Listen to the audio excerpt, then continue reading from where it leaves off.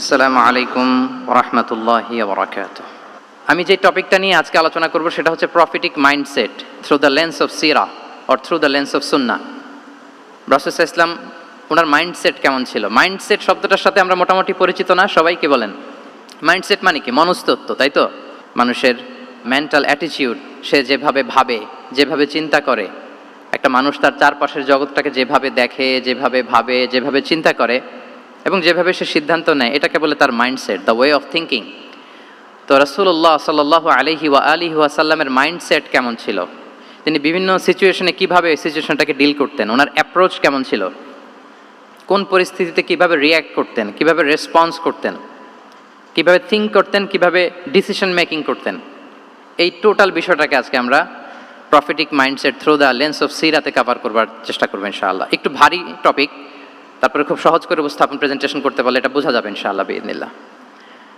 তাহলে আমি প্রায়ই রাসূল সাল্লাল্লাহু আলাইহি ওয়াসাল্লামের মাইন্ডসেট বোঝানোর জন্য সিরাতে ঢুকে যাব, মানে রাসূল সাল্লাল্লাহু আলাইহি ওয়াসাল্লামের আসিরা আল আতেরা আল মুবারাকা, ওনার বায়োগ্রাফিতে প্রবেশ করব এবং সেখান থেকে রেফারেন্সগুলো শেয়ার করব আপনাদের সাথে, এবং সুন্নাহ থেকে রেফারেন্স শেয়ার করব, যাতে করে আমাদের কাছে ক্লিয়ার হয় যে ওনার মাইন্ডসেটটা কেমন, দৃষ্টিভঙ্গি কেমন। আমরা অনেকে বলি না যে দৃষ্টিভঙ্গি বদলান তো জীবন বদলে যাবে, এটা বলি না আমরা? তার মানে এটা খুব গুরুত্বপূর্ণ, মাইন্ডসেট খুব গুরুত্বপূর্ণ। আমরা প্রফিটিক মাইন্ডসেট নিয়ে কথা বলবো ইনশাআল্লাহ। আমি আমার রিসার্চে 12টা মাইন্ডসেট খুঁজে পেয়েছি, based on my personal research.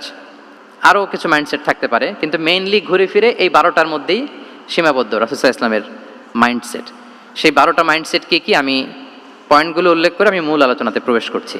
প্রথম হচ্ছে গড সেন্ট্রিক মাইন্ডসেট, 2 নম্বরে ভিশন ওরিয়েন্টেড, 3 নম্বরে উইজডম ড্রিভেন, 4 নম্বরে রিফর্ম সেন্ট্রিক, 5 নম্বরে ওপেন মাইন্ডেড, 6 নম্বর এন্টারপ্রেনাল, 7 নম্বর কনসিডারেট, 8 নম্বর ট্রান্সপারেন্ট, 9 নম্বর অ্যাপ্রিসিয়েটিভ, 10 নম্বর হচ্ছে ফ্লেক্সিবল, 11 নম্বর অপটিমিস্টিক, 12 নম্বর হচ্ছে resilient. Based on my research, আমার ক্ষুদ্র গবেষণা আমি খুঁজে পেয়েছি যে রাসূল সাল্লাল্লাহু আলাইহি ওয়াসাল্লাম এই ধরনের মানসিকতার অধিকারী ছিলেন, এই অ্যাপ্রোচের অধিকারী ছিলেন। প্রথম যেই মাইন্ডসেটটা নিয়ে আমরা আলোচনা করব সেটা হচ্ছে গড সেন্ট্রিক মাইন্ডসেট বা আল্লাহ সেন্ট্রিক মাইন্ডসেট। অর্থাৎ রাসূল সাল্লাল্লাহু আলাইহি ওয়াসাল্লাম যে কোনো কাজে তিনি আল্লাহ তাআলাকে ফিল করতেন, সব কিছু ছিল আল্লাহ তাআলা কেন্দ্রিক। যাই তিনি করতেন না কেন, একজন মহান সত্তার সন্তুষ্টির জন্যই তিনি সেটা করতেন। তিনি কে? আওয়াজ করে বলুন, তিনি কে? আল্লাহ সুবহানাহু ওয়া তাআলা। তার সন্তুষ্টির জন্যই তিনি সব কিছু করতেন এবং সবসময় তিনি এটা ফিল করতেন যে আমার আসল ভরসা স্থল হচ্ছে আল্লাহ তাআলা। আসল ভরসা স্থল কে? আল্লাহ তাআলা। এবং আল্লাহকেই তিনি ওনার নিজের অভিভাবক হিসেবে সবসময় চিন্তা করতেন। এবং তার দয়ার পরশেই যে আমরা বেঁচে আছি, তিনি যে আমাকে আগলে রেখেছেন, সার্বক্ষণিক এটাকে মনের মধ্যে ধারণ করা, সবসময় এই চিন্তাটা ভেতরে লালন করা, এটাকেই বলে গড সেন্ট্রিক মাইন্ডসেট বা আল্লাহ সেন্ট্রিক মাইন্ডসেট। এই মাইন্ডসেটের অধিকারী যদি আপনি হতে পারেন, আপনি একটা ডিভাইন পাওয়ার শিল্ডের ভেতরে থাকবেন, একটা ডিভাইন প্রোটেকশনে থাকবেন। চারিদিকে তুফান, ঝঞ্ঝা, ঝড়, অনেক কিছু, কোনো কিছু আপনাকে স্পর্শ করবে না, কারণ আপনার গড সেন্ট্রিক মাইন্ডসেট আছে। একটা মহাশক্তিধর সত্তার সাথে আপনার সংযোগায়ন আছে, কানেক্টিভিটি আছে। সো প্রথম মাইন্ডসেটটা হচ্ছে গড সেন্ট্রিক মাইন্ডসেট। রাসূল সাল্লাল্লাহু আলাইহি ওয়াসাল্লাম সবসময় সব কিছু আল্লাহ তাআলার সন্তুষ্টির জন্য করতেন এবং তিনি ভাবতেন আমার কেউ না থাক, আল্লাহ আছে। যার কেউ নাই তার কে থাকে? আল্লাহ আছে। এটাই হচ্ছে গড সেন্ট্রিক মাইন্ডসেট। আসুন আমরা সিরাতের ভেতরে ঢুকে যাই, যেহেতু আমরা বলেছি থ্রু দ্য লেন্স অফ সিরা। সিরাতের পরতে পরতে, সুন্নাহর পরতে পরতে আমরা দেখব যে তিনি গড সেন্ট্রিক মাইন্ডসেটের অধিকারী ছিলেন কিনা।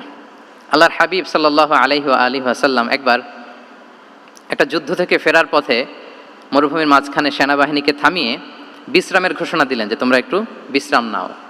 তো উনি একটা গাছের নিচে বিশ্রামের জন্য গেলেন এবং সেখানে গাছের ডালে ওনার তলোয়ারটা ঝুলিয়ে রাখলেন, ঝুলিয়ে বিশ্রাম নিতে লাগলেন, ঘুমিয়ে পড়লেন। হঠাৎ এক বেদুইন এসে রাসূল সাল্লাল্লাহু আলাইহি ওয়াসাল্লামের এই কোষবদ্ধ তলোয়ারটা কোষমুক্ত করে এরকম হাতে নিল। রাসূল সাল্লাল্লাহু আলাইহি ওয়াসাল্লাম ঘুম থেকে জেগে উঠলেন।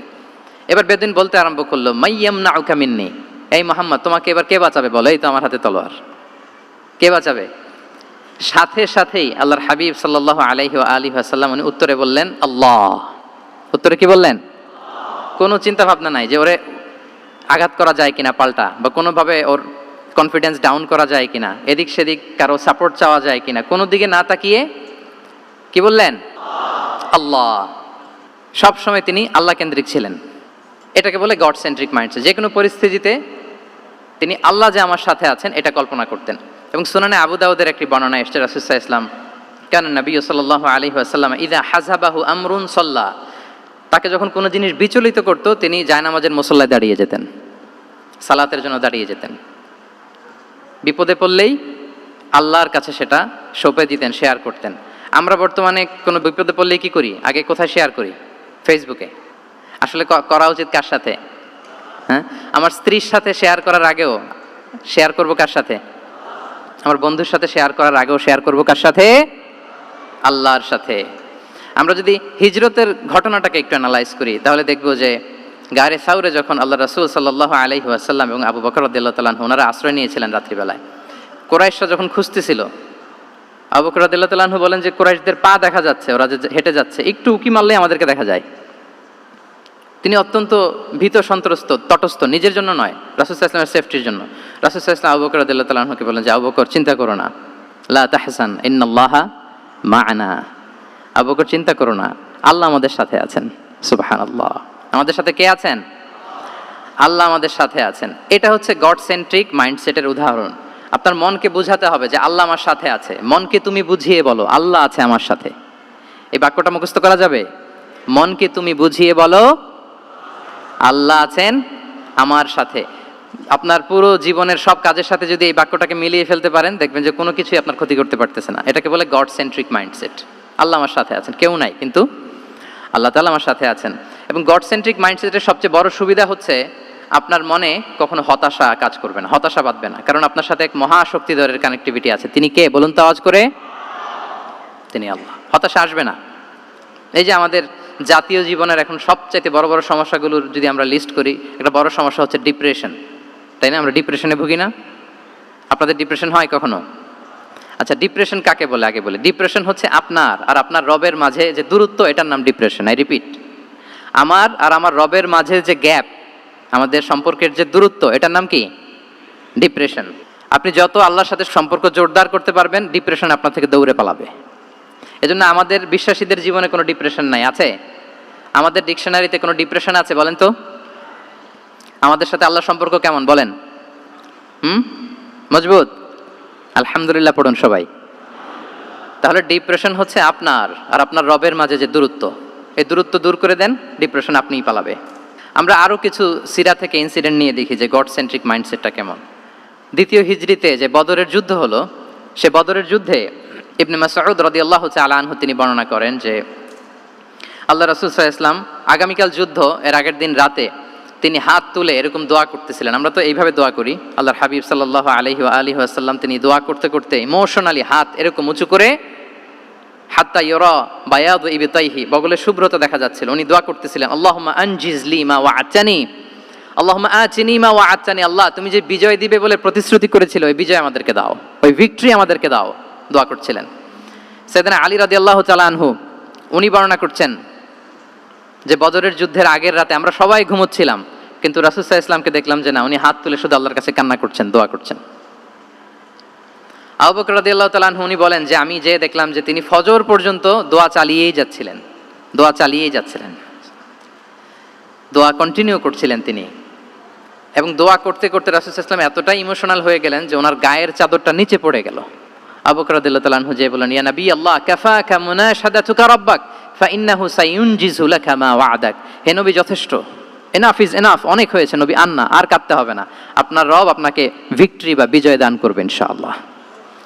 তাহলে দেখেন, যুদ্ধের আগের রাতে সেনাপ্রধান কি করে? এই কৌশল ওই কৌশল, কোন দিক দিয়ে অ্যাটাক করা যাবে, ওয়ার স্ট্র্যাটেজি ঠিক করে, তার সাথে যারা আছে তাদের সাথে পরামর্শ করে। কিন্তু রাসূল সাল্লাল্লাহু আলাইহি ওয়াসাল্লাম সব কিছু সেট করে দিয়ে কার সাথে কানেক্টিভিটি করেছেন বলুন তো? আল্লাহর সাথে। This is called God centric mindset, আল্লাহ সেন্ট্রিক মাইন্ডসেট। আমার হৃদয়টা সবসময় কার সাথে জুড়ে থাকবে? আল্লাহর সাথে, কারণ উনি ছাড়া আমার কোনো ঠিকানাই নাই।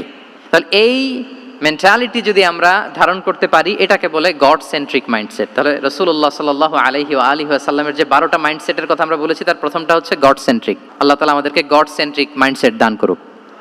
আমরা যে কোনো পরিস্থিতিতে যেভাবেই থাকি না কেন, আমরা বিপদে আপদে সবসময় ভরসা রাখবো কার উপর? এটাই হচ্ছে গড সেন্ট্রিক বা আল্লাহ সেন্ট্রিক মাইন্ডসেট। আচ্ছা, 2 নাম্বার মাইন্ডসেট হচ্ছে vision oriented mindset. Vision oriented mindset মানে হচ্ছে যার মধ্যে দূরদর্শিতা আছে, ফার সাইটেডনেস আছে, who can anticipate the future, যে ভবিষ্যৎ আগাম অনুমান করে ফেলতে পারে, সামনের পরিস্থিতিকে আগাম অনুমান করতে পারার যে যোগ্যতা বা দীর্ঘমেয়াদী চিন্তা করতে পারার যে ক্যাপাসিটি, এটাকে বলে ভিশন ওরিয়েন্টেড মাইন্ডসেট। এটা আল্লাহ রাসূল সাল্লাল্লাহু আলাইহি ওয়া আলিহি ওয়াসাল্লামকে আল্লাহ তাআলা দান করেছেন। উনি ভবিষ্যৎকে আগাম বুঝতে পারতেন, আগাম অনুমান করতে পারতেন, এবং সে অনুযায়ী তিনি স্ট্র্যাটেজি, প্ল্যান, পরিকল্পনা এটা তিনি সাজাতে পারতেন। এটাকে বলে ভিশন ওরিয়েন্টেড মাইন্ডসেট। এবার আসুন আমরা সিরাতের কিছু ইনসিডেন্টকে সামনে নিয়ে আসি যে তিনি কীরকম ভিশন ওরিয়েন্টেড মাইন্ডসেটের অধিকারী ছিলেন। আমরা সবাই হুদাইবিয়ার ঘটনা জানি না? কত হিজরিতে ঘটেছিল বলুন তো সবাই? 6ষ্ঠ হিজরিতে। লাকাদ সাদাকাল্লাহু রাসূলাহুর রুইয়া বিল হক লাতাদখুলুন্নাল মাসজিদাল হারামা ইনশাআল্লাহু আমিনিন। রাসূল সাল্লাল্লাহু আলাইহি ওয়াসাল্লাম 6ষ্ঠ হিজরিতে মদিনায় স্বপ্নে দেখলেন যে তিনি উমরা করতে যাচ্ছেন। তো নবীদের স্বপ্ন এটা কেবল স্বপ্ন নয়, এটা আল্লাহর পক্ষ থেকে ওয়াহি, রেভেলেশন। তো সেই হিসেবে তিনি 1400 সাহাবা নিয়ে উমরা করতে চলে গেলেন মক্কায়, কিন্তু মক্কাবাসী ঢুকতে দিল না, থামিয়ে দেয়া হলো। তো তখন একটা চুক্তি হয়েছিল, ওই চুক্তিতে বলা হলো, রাসূল সাল্লাল্লাহু আলাইহি ওয়াসাল্লাম লিখতে বললেন যে লিখো মিন মুহাম্মদ রাসূলিল্লাহ, আল্লাহ রাসূল মুহাম্মদের পক্ষ থেকে কুরাইশদের সাথে এই চুক্তি। কুরাইশরা আপত্তি করলো যে না, শুধু মুহাম্মদ লেখা যাবে, রসুলুল্লাহ লেখা যাবে না, কারণ তুমি যে রসুলুল্লাহ, আল্লাহর রসুল, এটা যদি আমরা মেনে নেই তাহলে তোমার সাথে আর আমাদের দ্বন্দ্ব কিসের, আমরা তো ভাই ভাই হয়ে গেলাম, রসুলুল্লাহ কাটো। সাহাবারা কেউ রাজি হয় না, বিশেষ করে ওমরে ফারুক রাদিয়াল্লাহু তাআলা, উনি রাজি হয় না, না না এটা কাটা যাবে না। রাসূল সাল্লাল্লাহু আলাইহি ওয়াসাল্লাম অনেক বলে কয়ে বুঝালেন যে না, দীর্ঘমেয়াদী চিন্তা করতে গেলে আমাদের এখন একটা শান্তি চুক্তির দরকার আছে, যাতে করে আমরা আমাদের গ্লোবাল নেভিগেশন সিস্টেম, দাওয়া সিস্টেমকে আরো স্ট্রং করতে পারি। অনেক বলে কয়ে রাসূলুল্লাহ কাটা হলো। এরপর তারা বলে চুক্তিতে লিখো যে এই বছর উমরা করতে দেয়া হবে না, এই বছর ফিরে যাবেন আপনারা সবাই। এটাও সাহাবারা রাজি হয় না, আল্লাহ রাসূল সাল্লাল্লাহু আলাইহি ওয়াসাল্লাম রাজি হলেন। আবার আরেকটা ক্লোজে লেখা হলো যে আগামী বছর আসলেও 3 দিনের বেশি থাকা যাবে না, সেটাও রাজি হয়ে গেল রাসূল সাল্লাল্লাহু আলাইহি ওয়াসাল্লাম। সাহাবারা রাজি হচ্ছেন না। এরপর মক্কা থেকে কোনো লোক মদিনায় গেলে মদিনাবাসী তাকে রাখতে পারবে না, ফেরত দিতে হবে। কিন্তু মদিনা থেকে কোনো লোক মক্কায় আসলে মক্কাবাসী তাকে ফেরত দিতে বাধ্য থাকবে না। দেখেন, একটার পর একটা মুসলমানদের বিরুদ্ধে সব ক্লোজ যাচ্ছে, কোনো সাহাবীরাই রাজি হচ্ছেন না। কিন্তু আল্লাহ রাসূল সাল্লাল্লাহু আলাইহি ওয়া আলিহি ওয়াসাল্লাম তিনি বললেন যে না, লিখো লিখো। ওমর ফারুক রাদিয়াল্লাহু তাআলা আনহু এতটাই রাগান্বিত হলেন, তিনি প্রশ্ন করলেন, ইয়া রাসূলুল্লাহ আলাইসা আনতা নাবিয়্যুন হক, আপনি এই যে কম্প্রোমাইজের পর কম্প্রোমাইজ করে যাচ্ছেন, আপনি কি সত্য নবী নন, সত্য রাসূল নন? আলাসনা আলা দীনিন হক, আমরা কি সত্যের উপর প্রতিষ্ঠিত নই? আলাইসাল কুরআনু কিতাবুন হক, তো সব যদি সত্য হয় আপনি কেন এগুলো মানছেন? রাসূল সাল্লাল্লাহু আলাইহি ওয়াসাল্লাম বললেন যে ওমর, তুমি বাদশেদো না, মেনে নাও। মেনে নিলেন, এবং এই মেনে নেওয়াটাকেই আল্লাহ ভিক্টরি বলে ঘোষণা দিলেন, বিজয় বলে। আল্লাহু আকবার। ইন্না ফাতাহনা লাকা ফাতহাম মুবিনা। এবং হুদাইবিয়ার এই সন্ধি থেকেই বেসিক্যালি মক্কা বিজয় ওইদিকে ত্বরান্বিত হয়েছে গতি প্রবাহটা। কারণ রাসূল সাল্লাল্লাহু আলাইহি ওয়াসাল্লাম অনেক দূর দেখেছেন, সাহাবারাই সামনের কিছু বিষয়ে তারা খেয়াল করছেন, কিন্তু রাসূলুল্লাহ সাল্লাল্লাহু আলাইহি ওয়া আলিহি ওয়াসাল্লাম তিনি অনেক দূর দেখতে পাচ্ছেন। আচ্ছা বলেন, 3 তলার উপর থেকে একজন একটা ভিউ দেখতে পায়, আর 30 তলা উপর থেকে আরেকজন একটা কন্ডোমিনিয়ামের উপর থেকে একটা পানোরামিক ভিউ দেখতে পায়, দুইজনের ভিউ দেখা কি একরকম হয়? বলেন, একরকম হবে? কখনোই হবে না। তাহলে 30 তলার উপর থেকে যিনি দেখবে তিনি একটা পানোরামিক ভিউ দেখবে, দ্য টোটাল সিনারিও তার কাছে ক্রিস্টাল ক্লিয়ার হবে, যেটা সাহাবা রিদওয়ানুল্লাহি তাআলা আলাইহিম আজমাইন ওনাদের কাছে ক্লিয়ার ছিল না। এবং ঠিকই এই যে এটা তো বেশি দিন স্থায়ীও হয়নি, 6ষ্ঠ হিজরি থেকে 8ম হিজরি, মাত্র 3 বছরের ব্যবধানে রাসূল সাল্লাল্লাহু আলাইহি ওয়াসাল্লাম যত রিজিওনাল সুপার পাওয়ার ছিল, ওয়ার্ল্ড সুপার পাওয়ার ছিল, পার্সিয়ান এম্পায়ার, তারপর Roman empire, Byzantine empire, Egyptian empire, সব এম্পায়ারদের কাছে চিঠি পাঠিয়েছেন, সালামুন আলা মান ইত্তাবা আল হুদা আসলিম তাসলাম। এবং ইসলামের এক্সপান্ড হয়েছে, ওনার গ্লোবাল নেভিগেশন সিস্টেম উনি চালু করেছেন। এর কারণ কি? উনি ছিলেন ভিশন ওরিয়েন্টেড মাইন্ডসেটের অধিকারী, দূরদর্শী, অনেক দূর দেখতে পেতেন, অনেক দূর তিনি দেখতে পেতেন, দীর্ঘমেয়াদী তিনি পরিকল্পনা করতে পারতেন। এটা হচ্ছে ভিশন ওরিয়েন্টেড মাইন্ডসেট যারা হয় তাদের ক্যারেক্টারিস্টিক্স বা ফিচার। আরও একটা উদাহরণ দেই, আপনারা কি বলতে পারেন আবিসিনিয়াতে নবুয়তি কত সালে সাহাবারা হিজরতে গিয়েছিল? বলতে পারবেন কেউ? হ্যাঁ, নবুয়তি কত সালে?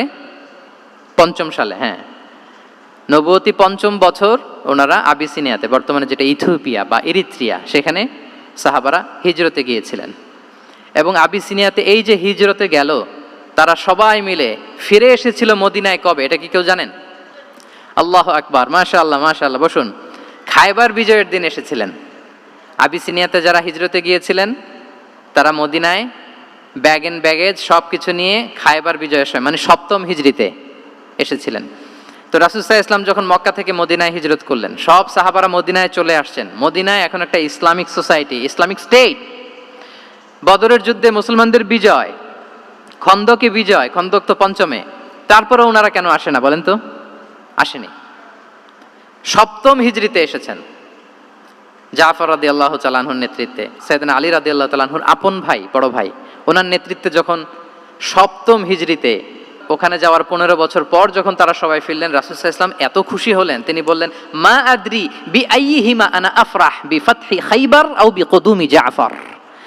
আমি কোনটাতে বেশি খুশি আজকে আমি জানি না, খাইবার বিজয়ে বেশি খুশি না আমার ভাই জাফরকে পেয়ে বেশি খুশি। আল্লাহু আকবার। এত খুশি হয়েছিলেন। তো এখন এমনি তো মনে প্রশ্ন জাগে যে রাসূল সাল্লাল্লাহু আলাইহি ওয়াসাল্লাম যখন মদিনায় চলে আসলেন, কোরআনের আয়াতগুলো নাজিল হয়, সালাত ফরজ হলো, যাকাত আসলো, সব হলো, একটার পর একটা হচ্ছে, ইসলামিক স্টেট, তো ওনারাই কেন আবিসিনিয়াতে পড়ে আছেন? প্রশ্ন জাগে না? ওই সময় একটা ক্রাইসিস মোমেন্ট ছিল, তখন ওনারা গিয়েছিল আবিসিনিয়াতে, কিন্তু আসে না কেন? ওনারা এসেছেন 7ম হিজরিতে। এর কারণ আবিসিনিয়ায় কিছু মুসলিমদেরকে রেখে দেওয়া, এটা রাসূলুল্লাহ সাল্লাল্লাহু আলাইহি ওয়াসাল্লামের প্ল্যান বি ছিল। কি ছিল? Plan B. রাসূল সাল্লাল্লাহু আলাইহি ওয়াসাল্লাম অপেক্ষা করছিলেন যে মদিনাকে প্রথমে ইন্টারনাল যত থ্রেট আছে এগুলো থেকে মুক্ত করতে হবে, এরপরে মদিনাকে যত এক্সটার্নাল থ্রেট আছে এগুলো থেকে মুক্ত করতে হবে। সব যখন মুক্ত করে উনি দেখলেন যে না, মদিনা সেফ জোন, এখন আর আলাদা একটা বেজ, একটা এক্সট্রা সেফ জোন বা এডিশনাল বেজ আমার কোথাও দরকার নাই। তখনই তিনি লোক পাঠালেন যে যাও, জাফরের নেতৃত্বে আবিসিনিয়ায় যারা হিজরত করেছে তারা সবাই মদিনায় চলে আসো। সুবহানাল্লাহি বিহামদি। তাহলে একটা প্ল্যানে কাজ করতেন না। আমরা তো এরকম করি, একটাই প্ল্যান। প্ল্যান কটা? এটা যদি ওয়ার্ক না করে শেষ, আমু নাই, সালাও নাই। কিন্তু রাসূলুল্লাহ সাল্লাল্লাহু আলাইহি ওয়া আলিহি ওয়াসাল্লামের প্ল্যান এ ছিল, প্ল্যান বি ছিল, প্ল্যান সি ছিল। প্ল্যান এ ওয়ার্ক না করলে প্ল্যান বি তে যেতেন, বি ওয়ার্ক না করলে সি তে যেতেন, এইভাবে তিনি কাজ করতেন।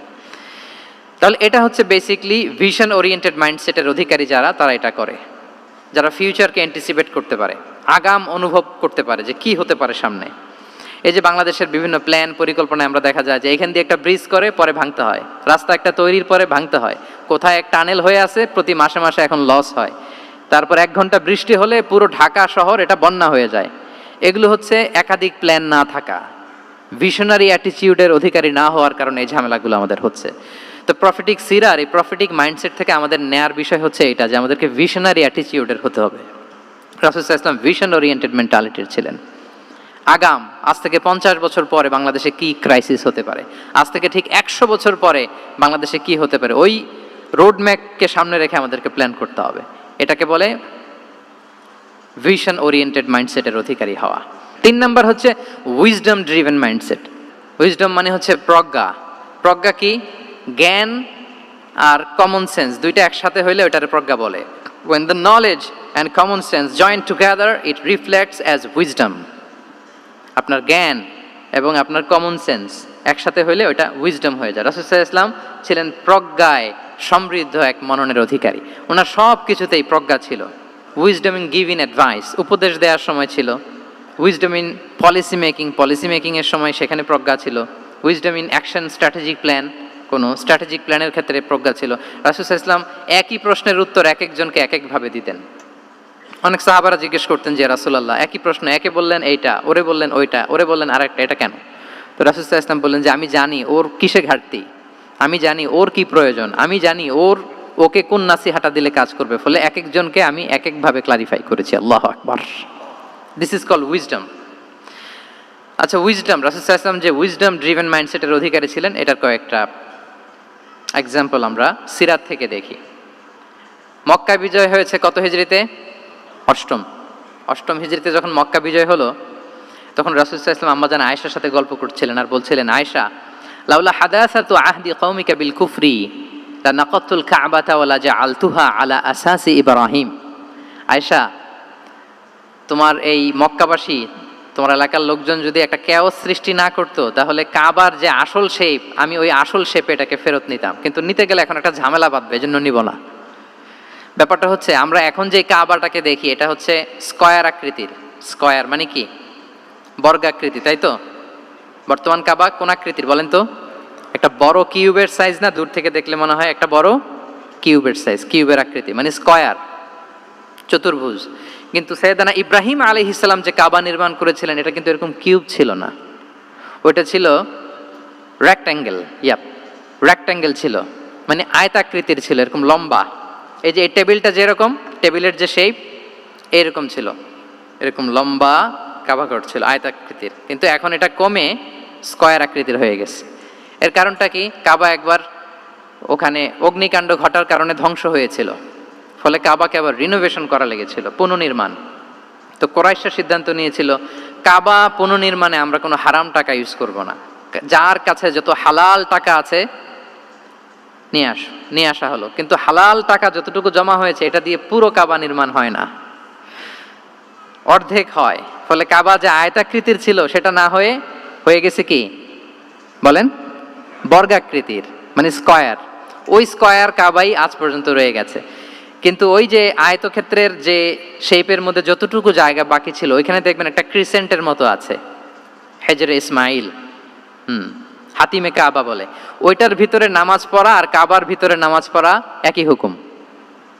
ওইটার ভিতরে নামাজ পড়া আর কাবার ভিতরে নামাজ পড়া কি একই হুকুম। ফলে ওই হাতিমের ভেতরে ফরজ সালাত আদায় হয় না, নফল সুন্নাত পড়া যায়।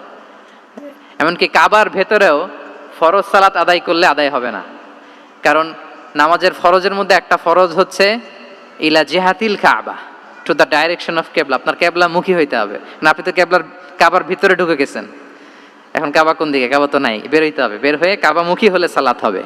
I think you got the point. তো তাহলে রাসূল সাল্লাল্লাহু আলাইহি ওয়াসাল্লামের উইজডম বা প্রজ্ঞাটা এখানে দেখেন। আম্মাজান আয়েশা রাদিয়াল্লাহু তাআলা আনহাকে উনি বললেন যে আয়েশা, মক্কা তো বিজয় হলো, মক্কার কন্ট্রোল তো এখন আমার হাতে, চাইলে আমি কাবাকে ভেঙে সেই ইব্রাহিম আলাইহিস সালামের যে বেইজ এরকম লম্বা করে শেপ দিতে পারি, কিন্তু দিব না, কেননা দিলে মক্কা একটা ক্যাওস হতে পারে। কি হতে পারে? কারণ তারা একেবারে ভেরি রিসেন্ট মুসলমান হয়েছে, তারা না বুঝেই বলবে যে সেই আদি কাবা, মুহাম্মদ এই কাবার অপমান করেছে, কাবাকে ভুলুণ্ঠিত করেছে, সম্মানকে নষ্ট করেছে, এরকম একটা কোশ্চেন রাইজ করতে পারে। এই জন্য আমি করলাম না। সুবহানাল্লাহ, দিস ইজ কল্ড উইজডম। এটাকে কি বলে? প্রজ্ঞা। এটাকে প্রজ্ঞা বলে। তাহলে আপনার জ্ঞান এবং আপনার কমন সেন্স দুইটা যখন কানেক্ট করে তখন সেটা প্রজ্ঞা হয়। প্রজ্ঞার আরেকটা উদাহরণ যদি দেই সিরাত থেকে, রাসূল সাল্লাল্লাহু আলাইহি ওয়াসাল্লামের যে কনফ্লিক্ট রিজলভিং ক্যাপাসিটি ছিল, যখন কাবাকে পুনর্নির্মাণ করা হচ্ছে তখন হাজরে আসওয়াদকে বের করা লেগেছিল, এবং রিনোভেশন শেষে আবার হাজরে আসওয়াদকে তার জায়গা মতো, মানে ব্ল্যাক স্টোন যেটাতে চুমু দিলে মানুষের গুনাহ মাফ হয়ে যায়, হাজরে আসওয়াদ, চিনতে পেরেছেন না? ফলে অনেক বোনেরা যাদের জন্য হেজাব নিকাব মেনটেন করা হচ্ছে ফার্জ, পর্দার কোনো বালাই নাই, পুরুষের সাথে ধাক্কা ধাক্কি করে তার শরীর মিশে যাচ্ছে, গা মিশে যাচ্ছে, ধাক্কা ধাক্কি করে একটা সুন্নতের জন্য ফরজকে স্যাক্রিফাইস করে ফেলতেছে। মানে ফোকাস ঠিক নাই আর কি, কোথায় যে কোনটা করতে হবে ওইটাই ভুলে গেছে। তো এই হাজরে আসাদ পাথরকে আবার জায়গা মতো রাখতে হবে। এখন কে রাখবে এই নিয়ে মারামারি মক্কায়। বড় বড় চারটা গোত্র বলে, এই গোত্র বলে আমি রাখবো, এই গোত্র বলে আমি রাখবো, আরেক গোত্র বলে রক্তের গঙ্গা বইয়ে দেব মক্কায়, কিন্তু এই সম্মান অন্যকে নিতে দিব না, কারণ ইটস ভেরি প্রেস্টিজিয়াস ইস্যু। যে আমাদের গোত্র এই ব্ল্যাক স্টোন হাজরে আসওয়াদকে নিয়ে জায়গা মতো রেখেছে, এটা কাউকে দিব না। তো সবাই যখন মারমুখী, তখন আল্লাহ রাসূল সাল্লাল্লাহু আলাইহি ওয়া আলিহি ওয়াসাল্লাম তিনি সমাধান দিলেন যে মারামারির দরকার নাই, একটা চাদর নিয়ে আসো। নিয়ে আসা হলো। 4 গোত্রের 4 লিডারকে বললেন চাদরের 4 কোণা ধরো। 4 জন 4 কোণা ধরলো। রাসূল সাল্লাল্লাহু আলাইহি ওয়াসাল্লাম তিনি পাথরটা নিয়ে মাঝখানে রাখলেন। এবার 4 নেতাকে বলল আসো, জাতীয় 4 নেতা চলে আসো, কাবার সামনে চলে আসলো। এরপরে আল্লাহ রাসূল সাল্লাল্লাহু আলাইহি ওয়াসাল্লাম ওনার মোবারক হাত দিয়ে, বরকতময় হাত দিয়ে হাজরা আসওয়াদকে নিয়ে নিজ হাতে রাখলেন। এবার সবাই হ্যাপি, কারণ অংশগ্রহণ করতে পারছে। আসলে সব মূল স্ট্যাটাস কিন্তু চলে গেছে রাসূলের দিকে, নাকি? ওরা তো এটা টাচও করতে পারে নাই, পারছে? ওরা চাদর ধরেই হ্যাপি, কিন্তু পাথরটা ধরেছিল কে? রাসূল সাল্লাল্লাহু আলাইহি ওয়াসাল্লাম। চাদরে রেখেছিল কে? রাসূল সাল্লাল্লাহু আলাইহি ওয়াসাল্লাম। চাদর থেকে নিয়ে আবার কাবা ঘরে সেট করেছিল কে? রাসূলুল্লাহ সাল্লাল্লাহু আলাইহি ওয়া আলিহি ওয়াসাল্লাম। এভাবে উনি কনফ্লিক্ট রিজলভ করতেন থ্রু হিজ উইজডম, ওনার প্রজ্ঞার মধ্য দিয়ে। আমরা যদি তায়েফের ঘটনা দেখি, রক্তাক্ত হয়েছেন, পাহাড় রক্ষী ফেরেশতারা এসে বলেছে রাসূলুল্লাহ জাস্ট অর্ডার করেন, আমরা কলাপস করব এমন ভাবে the entire Taif city will be collapsed, একেবারে স্ম্যাশ করে দিব, পাউডার হয়ে যাবে। রাসূল সাল্লাল্লাহু আলাইহি ওয়াসাল্লাম বললেন না, বাল আরজু আন ইউখরিজাল্লাহু মিন আসলাবিহিম মান ইয়াবুদুল্লাহ ওয়াহদাহ, ওয়ালা ইউশরিকু বিহি শাইআ। তিনি বললেন না, ওদেরকে ধ্বংস করে দিও না, ওদেরকে ধ্বংস করলে লা ইলাহা পড়বে কে? সুবহানাল্লাহ। কি উইজডম ড্রিভেন ছিলেন উনি। উনি বলেন যে আমি আশা করি, প্রত্যাশা রাখি, দোয়া করি যে ওরা আমাকে প্রত্যাখ্যান করেছে, কিন্তু ওদের যে নেক্সট জেনারেশন, ওরা সাক্ষী দেবে আশহাদু আল্লাহ ইলাহা ইল্লাল্লাহ ওয়া আশহাদু আন্না মুহাম্মাদার রাসূলুল্লাহ। এবং তাই হয়েছে। এখন তায়েফে যান, চারদিক থেকে আল্লাহু আকবার ধ্বনিতে মুখরিত তায়েফ, এবং এত চমৎকার শহর, এটা একটা ট্যুরিস্ট ডেস্টিনেশন হয়ে গেছে। সৌদি আরবিয়াতে যারা যায়, তায়েফ না গেলে লোকদের ভাল লাগে না। ঠান্ডা, সবুজ শ্যামল, রেইনফল হয়, ফলমূল পাওয়া যায়। আব্দুল্লাহ ইবনে আব্বাস রাদিয়াল্লাহু তাআলা আনহুর স্মৃতিধন্য মসজিদ আছে, অনেকগুলো ইউনিভার্সিটি আছে, ইসলামিক ইনস্টিটিউশন আছে। এই যে নয়নাভিরাম তায়েফ, এটা রাসূল সাল্লাল্লাহু আলাইহি ওয়াসাল্লামের উইজডমের ফসল। ওই দিন যদি রাগের চোটে বলতো যে হ্যাঁ দাও, স্ম্যাশ করে দাও, তাইলে এই যে যারা শাহাদা পড়েছে, মুসলিম হয়েছে, এটা কিন্তু হতো না। তাহলে এটা হচ্ছে রাসূল সাল্লাল্লাহু আলাইহি ওয়াসাল্লামের প্রজ্ঞার একটা উদাহরণ। আর একটা উদাহরণে যাই। রাসূল সাল্লাল্লাহু আলাইহি ওয়াসাল্লাম যখন আকাবার দ্বিতীয় শপথ করে ফেললেন ইয়াসরিববাসীর সাথে, তখনও মদিনা হয়নি, তো তখন মদিনাবাসী বলল যে ইয়া রাসূলুল্লাহ, আপনি তো এখনো হিজরত করবেন না, তো আমাদেরকে কোরআন শিখাবে কে, সালাত শিখাবে কে? আপনি একজন দায়ী পাঠান, আমাদের সাথে একজন টিচার দেন। রাসূল সাল্লাল্লাহু আলাইহি ওয়াসাল্লাম তখনও মদিনাতে হিজরতে যাননি, আমাদের সাথে একজন দায়ী পাঠাবেন। তো রাসূল সাল্লাল্লাহু আলাইহি ওয়াসাল্লাম একজনকে দায়ী হিসেবে পাঠিয়েছিলেন। বলেন ওই দায়ীর নাম কি? কি নাম? মুসআব ইবনে উমাইর রাদিয়াল্লাহু তাআলা আনহু, যিনি উহুদের যুদ্ধে শহীদ হয়েছিলেন, উনাকে পাঠিয়েছিলেন। দেখেন, উনি আবু বকর রাদিয়াল্লাহু তাআলা আনহুকে পাঠান নাই, পাঠিয়েছেন ওমর ফারুককে, ওসমান রাদিয়াল্লাহু তাআলা আনহু, আলী রাদিয়াল্লাহু তাআলা আনহু, কাউকে পাঠাইছেন? কারে পাঠালেন? মুসআবকে। এর কারণ হচ্ছে উনি দেখতে খুব স্মার্ট ছিলেন, খুব ড্যাশিং ফেসের অধিকারী ছিলেন, মক্কার এলিট ফ্যামিলির একজন যুবক ছিলেন, এবং উনি সবচাইতে দামি দামি পারফিউম কালেক্ট করে ওইটা দিতেন। উনি মক্কার কোনো রাস্তা দিয়ে হেঁটে গেলে লোকজন বুঝতো এই রাস্তা দিয়ে কিছুক্ষণ আগে হেঁটে গিয়েছে মুসআব ইবনে উমাইর। সুবহানাল্লাহ। আমরা বাংলায় বলি না যে আগে দর্শনদারি পরে গুণবিচারী? এই কথাটার সাথে পরিচিত আপনারা? আগে দর্শনদারি পরে গুণবিচারী। আল্লাহ তাআলা এক একজনকে আমাদেরকে এক এক অবয়বে সৃষ্টি করেছেন। হুয়াল্লাযী ইউসাউবিরুকুম ফিল আরহামি কাইফা ইয়াশা। আল্লাহর একটা নাম হচ্ছে তিনি আল মুসাউবির, দ্য ডিজাইনার। মায়ের গর্ভে থাকতেই আমাদের কার চেহারা, কার কণ্ঠস্বর, কার স্কিন কালার, কে কিরকম হব, সব ফিক্স তিনি ঠিক করে দিয়েছেন। এটা আল্লাহর দেয়া। কিন্তু রাসূল সাল্লাল্লাহু আলাইহি ওয়াসাল্লামের উইজডমের ব্যাপার হচ্ছে তিনি আবু বকর রাদিয়াল্লাহু তাআলা আনহু, ওমর রাদিয়াল্লাহু তাআলা আনহু, ওসমান আলী, কাউকে চুজ না করে কাকে পাঠালেন? মুসআব ইবনে উমাইরকে। যে তাকে দেখলেই সবাই আগে পাগল হয়ে যায়, মানে ইমপ্রেস হয়ে যায়। হ্যাঁ, ফার্স্ট ইমপ্রেশনটা তার খুব ভালো, খুব ভালো। উনি মুসআব ইবনে উমাইরকে পাঠালেন, এবং যেই প্ল্যান সেই কাজ। উনি যে পুরো মদিনা কাঁপায় ফেলছেন, মাশাআল্লাহ। মদিনার ঘরে ঘরে উনি ইসলামের বার্তা পৌঁছে দিয়েছেন, এবং স্বয়ং রাসূলুল্লাহ সাল্লাল্লাহু আলাইহি ওয়াসাল্লামের আগে তিনি মদিনাতে জুমার নামাজ পড়েছিলেন। কারণ জুমার বিধান আসছে, কিন্তু মক্কা এমন একটা ল্যান্ড যেখানে এখনো জুমা পড়া আবশ্যক হয় নাই, চারদিকে কুফর বেষ্টিত। তো রাসূল সাল্লাল্লাহু আলাইহি ওয়াসাল্লাম লোক পাঠিয়েছেন যে জুমার বিধান এসছে, মুসআব তুমি কিন্তু মদিনায় যারা আছে তাদেরকে নিয়ে জুমা পড়ে ফেলো। তো মুসআব রাদিয়াল্লাহু তাআলা আনহু স্বয়ং রাসূলুল্লাহ সাল্লাল্লাহু আলাইহি ওয়াসাল্লামের আগে রাসূল সাল্লাল্লাহু আলাইহি ওয়াসাল্লামের পারমিশন নিয়ে মদিনাতে জুমা কায়েম করে ফেলছে। সুবহানাল্লাহি ওয়া বিহামদিহি। দেখেন, উইজডম ড্রিভেন পার্সোনালিটির অধিকারী ছিলেন, প্রজ্ঞার অধিকারী ছিলেন, অন্য কাউকে পাঠাননি। কাকে পাঠিয়েছেন? মুসআব ইবনে উমাইর। তাহলে উনি যেই কাজটাই করতেন, যেটা বলতেন, যেটাতে এঙ্গেজ হতেন, এর নেপথ্যে প্রজ্ঞা ছিল। কি ছিল ভাই? উইজডম ছিল। আল্লাহ যেন সেই উইজডম আমাদেরকে দান করেন, আল্লাহ যেন সেই প্রজ্ঞা দিয়ে আমাদেরকে সমৃদ্ধ করেন। আমরা সবাই পড়ি আমিন। 4 নাম্বার হচ্ছে রিফর্ম সেন্ট্রিক মাইন্ডসেট। মানে রাসূল সাল্লাল্লাহু আলাইহি ওয়াসাল্লাম সংস্কারবাদী ছিলেন আর কি। ভুলভাল দেখলে রিফর্ম করতেন, ইসলাহ করতেন, সংস্কার। এখন তো এই যে অনেকগুলো সংস্কার কমিটি হলো দেখলাম বাংলাদেশে, খুব সুন্দর, বিভিন্ন বিষয়ে সংস্কার হচ্ছে। এবং স্বাধীনতার পরে আমাদের বয়স তো আর বেশি না, মানে সব দলের লোকেরা মিলে একসাথে এরকম বসা, এরপর রাষ্ট্রীয় ইস্যু নিয়ে ডিসকাস করা, এরপর মাঝে মাঝে আবার ওয়ার্কআউট করা, আবার একটু মিষ্টি ঝগড়া করা, আবার একটু ফান করা, এই সব কিছুর মধ্য দিয়ে জাতির জন্য ভাবা, নতুন নতুন চিন্তা প্রণয়ন। That's very good, I do appreciate. এটা দরকার। এমন বাংলাদেশই তো আমরা চেয়েছিলাম, ঠিক কিনা বলেন? তো এই যে রিফর্ম হচ্ছে, এটা অ্যাপ্রিসিয়েবল। রাসূল সাল্লাল্লাহু আলাইহি ওয়াসাল্লামের কিন্তু এই রিফর্ম সেন্ট্রিক মাইন্ডসেট ছিল। অন্যায় দেখলে, ভুলভাল দেখলে, অসঙ্গতি দেখলে, ইনকনসিস্টেন্সি দেখলে শুধরে দিতেন। শুদ্ধাচার অভিযান চালিয়েছেন মক্কাতেও মদিনাতেও, রিফর্ম করতেন। সব খারাপকে তিনি ভালো দিয়ে পরিবর্তন করে দিতেন।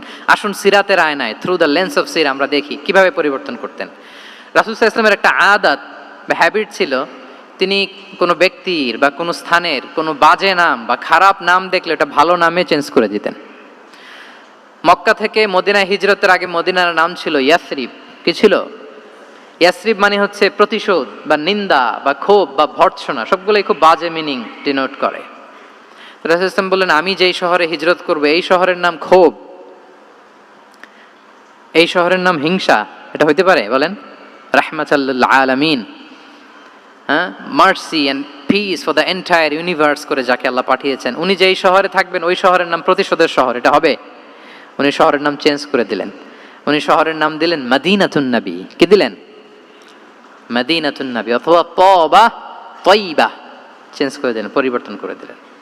এক এলাকায় যে বিষ্ণু ইসলাম দেখলেন যে গাছপালা হয় না, উনি বললেন মাসমুহা হাযিহিল আরদ, এই জায়গার নাম কি? সবাই বলে ইসমুহা গাদেরা। গাদেরা মানে হচ্ছে মাকান লা নাবাতা ফিহি ওয়ালা শাজার, এমন জায়গা যেখানে ঘাস লতাপাতা কিছুই জন্মায় না।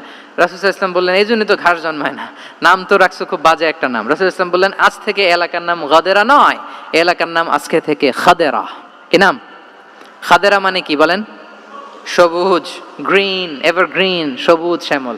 এবং রাসূল সাল্লাল্লাহু আলাইহি ওয়াসাল্লাম যখন গ্রিন ল্যান্ড নাম দিয়ে দিলেন, এরপর থেকে সবুজ শ্যামল করে আল্লাহ জায়গাটাকে বরকতময় করে দিলেন। Changing names. এক সুন্দরী নারীকে বললেন মাসমুকি, কি নাম? বলে আসিয়া। আসিয়া মানে অবাধ্য।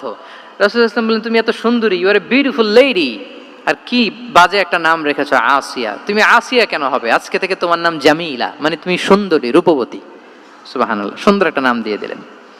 এক সাহাবীর নাম ছিল হাজান। হাজান মানে রাফ এন্ড টাফ, রুক্ষ। রাসূল সাল্লাল্লাহু আলাইহি ওয়াসাল্লাম বললেন, না, হাজান না, তোমার নাম আজকে থেকে সাহাল। কি নাম? সাহাল। সাহাল মানে সহজ। উনি বলেন, যেদিন থেকে সাহাল রাখছি এর আগ পর্যন্ত নাকি ওনার অসুস্থতা, রোগ বালাই একটার পর একটা লেগেই থাকতো। যেদিন থেকে সাহাল, ওই দিন থেকে উনি বলেন যে আল্লাহ তাআলা নবীর এই নাম চেঞ্জ করে দেওয়ার বারাকায় আমার পুরো জীবনের সব কাজকে আল্লাহ তাআলা সহজ করে দিয়েছেন। তাহলে রিফর্ম সেন্ট্রিক মাইন্ডসেট, আমরাও খারাপ কিছু দেখলে ভালো দিয়ে পরিবর্তন করব। কি বলেন? আচ্ছা, এটা তো নাম চেঞ্জ করে দেয়া। এবার সোশ্যাল রিফর্ম তিনি কি কি করেছেন আমরা একটু দেখি। তিনি যখন যুবক, মক্কায় এক ইয়ামানি লোক ব্যবসা করতে এসে তার প্রোডাক্ট বিক্রি করার পরে, আস ইবনে ওয়াইল নামে এক লোকের কাছে বিক্রি করার পরে যখন দাম চাইতে গেল, আস বলে, আরে বেটা, আমরা মক্কার সন্তান, আমরা দাম দিব না। তো সে ভাবলো হয়তো আমার সাথে ঠাট্টা করেছে, হজের মৌসুম যাক, বেচাকেনা শেষ করে যাওয়ার পথে দামটা নিয়ে যাব। সে ফেরার দিন আবার গেল যে আমার তো জিনিসের দামটা আপনি দিলেন না। সে বলে, আমরা এই ভূখণ্ডের মালিক, আমরা দাম দেই না। এটা তো বড় জুলুম। সে কান্নাকাটি শুরু করলো। তার এই কান্নাকাটি দেখে আল্লাহ রাসূল সাল্লাল্লাহু আলাইহি ওয়াসাল্লাম, ওনার চাচা জুবাইর ইবনে আব্দুল মুত্তালিব সহ ইয়াং স্টার যারা আছে, দ্য ইয়ুথ অফ মক্কা, তাদের সবাইকে নিয়ে একটা সোসাইটি করলেন। এই যে আমরা হালাফুল ফুদুলের নাম শুনি না, যেটা বাংলায় আমরা কি বলি? হিলফুল ফুজুল। এই নামে তো অনেক সংগঠন আছে বাংলাদেশে। কি বলেন? যুবকরা কোনো সংগঠন করলে কমনলি এই নামটা পছন্দ করে, হিলফুল ফুজুল। আসলে এটার মূল নাম ছিল হালাফুল মুত্তাইয়িবিন। তিব মানে হচ্ছে রং। রাসূল সাল্লাল্লাহু আলাইহি ওয়াসাল্লাম সবাই মিলে, তখন জাহিলি যুগে একটা কালচার ছিল, বালতি ভর্তি রঙের ভেতরে হাত ঢুকিয়ে দিত, দিয়ে এই রং সমেত হাতটা তারা পাথরের মধ্যে লাগাতো, সবার হাত ওইখানে দিত, মানে আমরা হাতে হাত রেখে কমিটেড, আমরা ঐক্যবদ্ধ হলাম। সেখান থেকে হয়েছে হালাফুল মুত্তাইয়িবিন, থেকে হালাফুল ফুদুল। ওনারা বলল যে না, আমরা সবাই থাকবো মাআল মাজলুমি দিদ্দা যালিম, আমরা মজলুমের পক্ষে থাকবো, জালিমের বিপক্ষে থাকবো। এবং যেই প্রতিজ্ঞা ওই কাজ। সবাই মিলে আস ইবনে ওয়াইলকে ধরলো, তার কাছ থেকে টাকা আদায় করে ওই ইয়ামানি ব্যবসায়ীর কাছে পৌঁছে দিয়ে তিনি মাজলুমকে সহায়তা করেছেন। সুবহানাল্লাহ। এবং এই টেন্ডেন্সি, এই জুলুম, চাঁদাবাজি যেগুলো ছিল মক্কার জমিনে, রাসূল সাল্লাল্লাহু আলাইহি ওয়াসাল্লাম এই সোশ্যাল রিফর্মের মাধ্যমে এটাকে সংস্কার করেছেন। তাহলে এই যে রিফর্ম সেন্ট্রিক আমাদের হইতে হবে। আমাদের সমাজেও এখন চাঁদাবাজি আছে না নাই? বলেন। খুন খারাপি আছে না নাই? সামাজিক অনাচার। তাহলে ঐক্যবদ্ধ হইতে হবে আমাদেরকে রিফর্মের জন্য। যুবক যারা আমরা আছি, যাদেরকে আল্লাহ আমাদের বলার সুযোগ দিয়েছে, লেখার সুযোগ দিয়েছে, ফিল্ডে কাজের সুযোগ দিয়েছে, আমরা সবসময় মাজলুমের পক্ষে থাকবো, আমরা সবসময় জালেমের বিপক্ষে থাকবো, আমাদের নীরবতা আর আমাদের নিশ্চুপ থাকাই জালিমদেরকে আরো বড় বড় জালিম বানিয়েছে। এজন্য নাহনু মাআল মাজলুম দিদ্দা যালিম, এটা হচ্ছে আমাদের স্লোগান। আমরা কাদের সাথে? মজলুমের সাথে। আওয়াজ করে বলেন, কার সাথে? ইত্তাকু দাওয়াতাল মাজলুম। রাসূলুল্লাহ সাল্লাল্লাহু আলাইহি ওয়াসাল্লাম বলেন, তোমরা মাজলুমের কান্নাকে ভয় করো, কেননা মাজলুমের কান্না আর আল্লাহর মাঝে কোনো ফারাক থাকে না, কোনো পর্দা থাকে না, বদদোয়া করলেই কবুল হয়ে যায়। তাহলে এভাবে রাসূলুল্লাহ সাল্লাল্লাহু আলাইহি ওয়া আলিহি ওয়াসাল্লাম তিনি সোশ্যাল রিফর্ম করেছেন। আমরা যদি ওনার পলিটিক্যাল রিফর্মের দিকে তাকাই তাহলে দেখব যে আমরা যদি কনস্টিটিউশন অফ মদিনার কথা বলি, মদিনার কনস্টিটিউশন, এটা কিন্তু রাসূল সাল্লাল্লাহু আলাইহি ওয়াসাল্লাম করেছেন। মদিনা চার্টার, এত চমৎকার চার্টার পৃথিবী আর দেখেনি। ওইটা থেকেই এখন সব গোটা বিশ্বের সংবিধান। এই যে আমাদের সংবিধান সংস্কার কমিশন আছে না একটা, নিশ্চয়ই তারা ওইটা থেকে অনেক বেনিফিটেড হতে পারবেন। আমাদের যে মদিনা চার্টার রাসূল সাল্লাল্লাহু আলাইহি ওয়াসাল্লাম নিজে করা, এবং এটা একটা ইনক্লুসিভ চার্টার ছিল। মুসলিম, পেগানস, জুইশ সব ধর্মের মানুষকে নিয়ে তিনি মদিনাতে ওয়ান উম্মাহ ঘোষণা দিয়েছিলেন। ওয়ান উম্মাহ, উই আর ওয়ান উম্মাহ। হোক তুমি পেগান মুশরিক, হোক তুমি জুইশ মানে ইহুদি, হোক তুমি মুসলিম, তুমি যেই ধর্মের হও না কেন, মদিনাকে রক্ষা করতে যে আমরা সবাই মিলে উম্মাহ ওয়াহেদা, আমরা সবাই মিলে কি উম্মাহ ওয়াহেদা। পৃথিবীর অনেক দেশ এই আইডিওলজিকে ধারণ করে হু হু করে এগিয়ে গিয়েছে। মালয়েশিয়াতে 3টা রেস, আমি তো প্রায় এক যুগ ওখানে, আমার 2টা ডিগ্রি ওখান থেকে, মাস্টার্স পিএইচডি। সো আমি কাছ থেকে তাদেরকে দেখার সুযোগ পেয়েছি। ওখানে মালয়েরা আছে, তামিলরা আছে, চাইনিজরা আছে, 3 জাতি মিলে ওদের স্লোগান হচ্ছে সাতু মালয়েশিয়া। মালয় ভাষায় সাতু মানে হচ্ছে ওয়ান, মালয় ভাষায় সাতু মানে কি ওয়ান। সাতু মালয়েশিয়া মানে আমরা হতে পারি চাইনিজ, হতে পারি তামিল, কিংবা হতে পারি মালয় ভূমিপুত্রা, কিন্তু সবাই মিলে দেশের স্বার্থে আমরা সবাই কি এক। এটাই লাগবে আমাদের নতুন বাংলাদেশে। জুলাই আপরাইজিং এর পরে আমাদের এই ঐক্যবদ্ধ থাকার বাংলাদেশ আমরা চাই কি চাই না বলেন? সাম্রাজ্যবাদকে রুখে দিতে, যে কোনো ষড়যন্ত্রকে রুখে দিতে ঐক্যবদ্ধ থাকার কোনো বিকল্প নাই, ঠিক কিনা বলেন? ঐক্যবদ্ধ থাকতে হবে আমাদেরকে, যেটা রাসূলুল্লাহ সাল্লাল্লাহু আলাইহি ওয়া আলিহি ওয়াসাল্লাম মদিনা চার্টারে আমাদেরকে শিখিয়েছেন যে আমরা ওয়ান উম্মাহ। তাহলে খারাপ নাম দেখলে চেঞ্জ করতেন, পলিটিক্যাল রিফর্ম করেছেন ওয়ান উম্মাহ গঠনের মধ্য দিয়ে। ফিনান্সিয়াল রিফর্ম যদি বলি, শুধু financial reforms by prophet Muhammad peace be upon him, এটা নিয়ে লম্বা কথা বলা যেতে পারে। শুধু একটা উদাহরণ দিয়ে শেষ করি। বিদায় হজের ভাষণে উনি সুদকে চিরতরে কবরস্থ করেছেন, সুদকে চিরতরে কবরস্থ করেছেন, এবং এটা অন্যের জন্য না, নিজের ঘর দিয়ে শুরু করেছেন।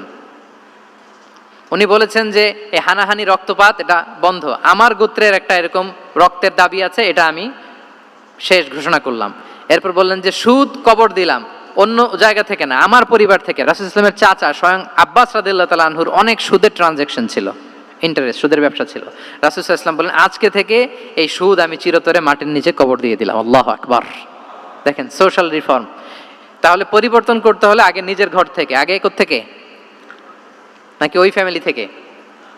হ্যাঁ, আমাদের মধ্যে যেটা হয়, আমরা ওয়াজ নসিহত বা ভালো কথা শুনলেই এটাকে ধরে নিই যে এটা ওর জন্য, ওর জন্য, মানে প্রত্যেকটা ওয়াজই যে আমার জন্য হইতে পারে, প্রত্যেকটা নসিহাতের যে প্রাইম অডিয়েন্স আমি হইতে পারি, এইটা আমাদের মাথায় কেন যেন আসে না। আমরা কোনো ভালো নসিহত শুনলে আমরা ভাবি এটা আসলে সমাজে দরকার, ওর দরকার, আমার ভাইয়ের দরকার, কিন্তু এটা যে আমার দরকার, প্রতিটা নাসিহাতের প্রথম অডিয়েন্স হওয়া দরকার কে? আমি নিজে। তাহলে পরিবর্তন শুরু করতে হবে নিজ থেকে। ওর এই সমস্যা, ওর এই সমস্যা, ওর এটা, আরে মিয়া তোমার কি সমস্যা ওইটা বলো। শুধু ওর ওর না দেখে নিজেরটাও দেখতে হবে। দেখেন অন্যের দিকে এক আঙ্গুল দেখালে নিজের দিকে কয় আঙ্গুল যায় বলেন তো? এই যে নিজের দিকে কিন্তু 3টা। আমি যদি এরকম করি তা আমার দিকে আসে 3টা। এজন্য নিজ থেকে, নিজের ফ্যামিলি থেকে আমরা সংস্কার শুরু করব, কি বলেন?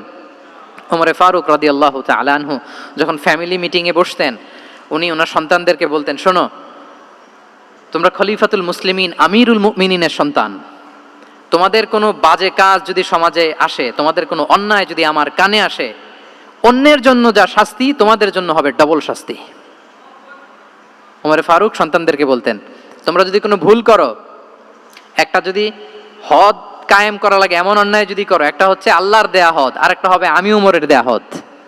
কারণ আমার মতো খলিফাতুল মুসলিমিনের সন্তান হয়ে পাপ তুমি কেন করলে? দেখেন অন্যের বাচ্চা কি করছে, অন্যের, আমাদের তো ওই মেয়েটার সমস্যা, ওনার ছেলের সমস্যা, এগুলো আমার ছেলের যে কি অবস্থা, আমার পরিবারের যে কি হালাত, আমার স্ত্রীর যে কি দশা, ওইটা নিয়ে আমরা ভ্রুক্ষেপ করি না বা চিন্তা করি না। তাহলে সম্মানিত সুধীমণ্ডলী, আমরা পরিবর্তন শুরু করব কোত্থেকে? অন্যের বাড়িঘর থেকে নাকি?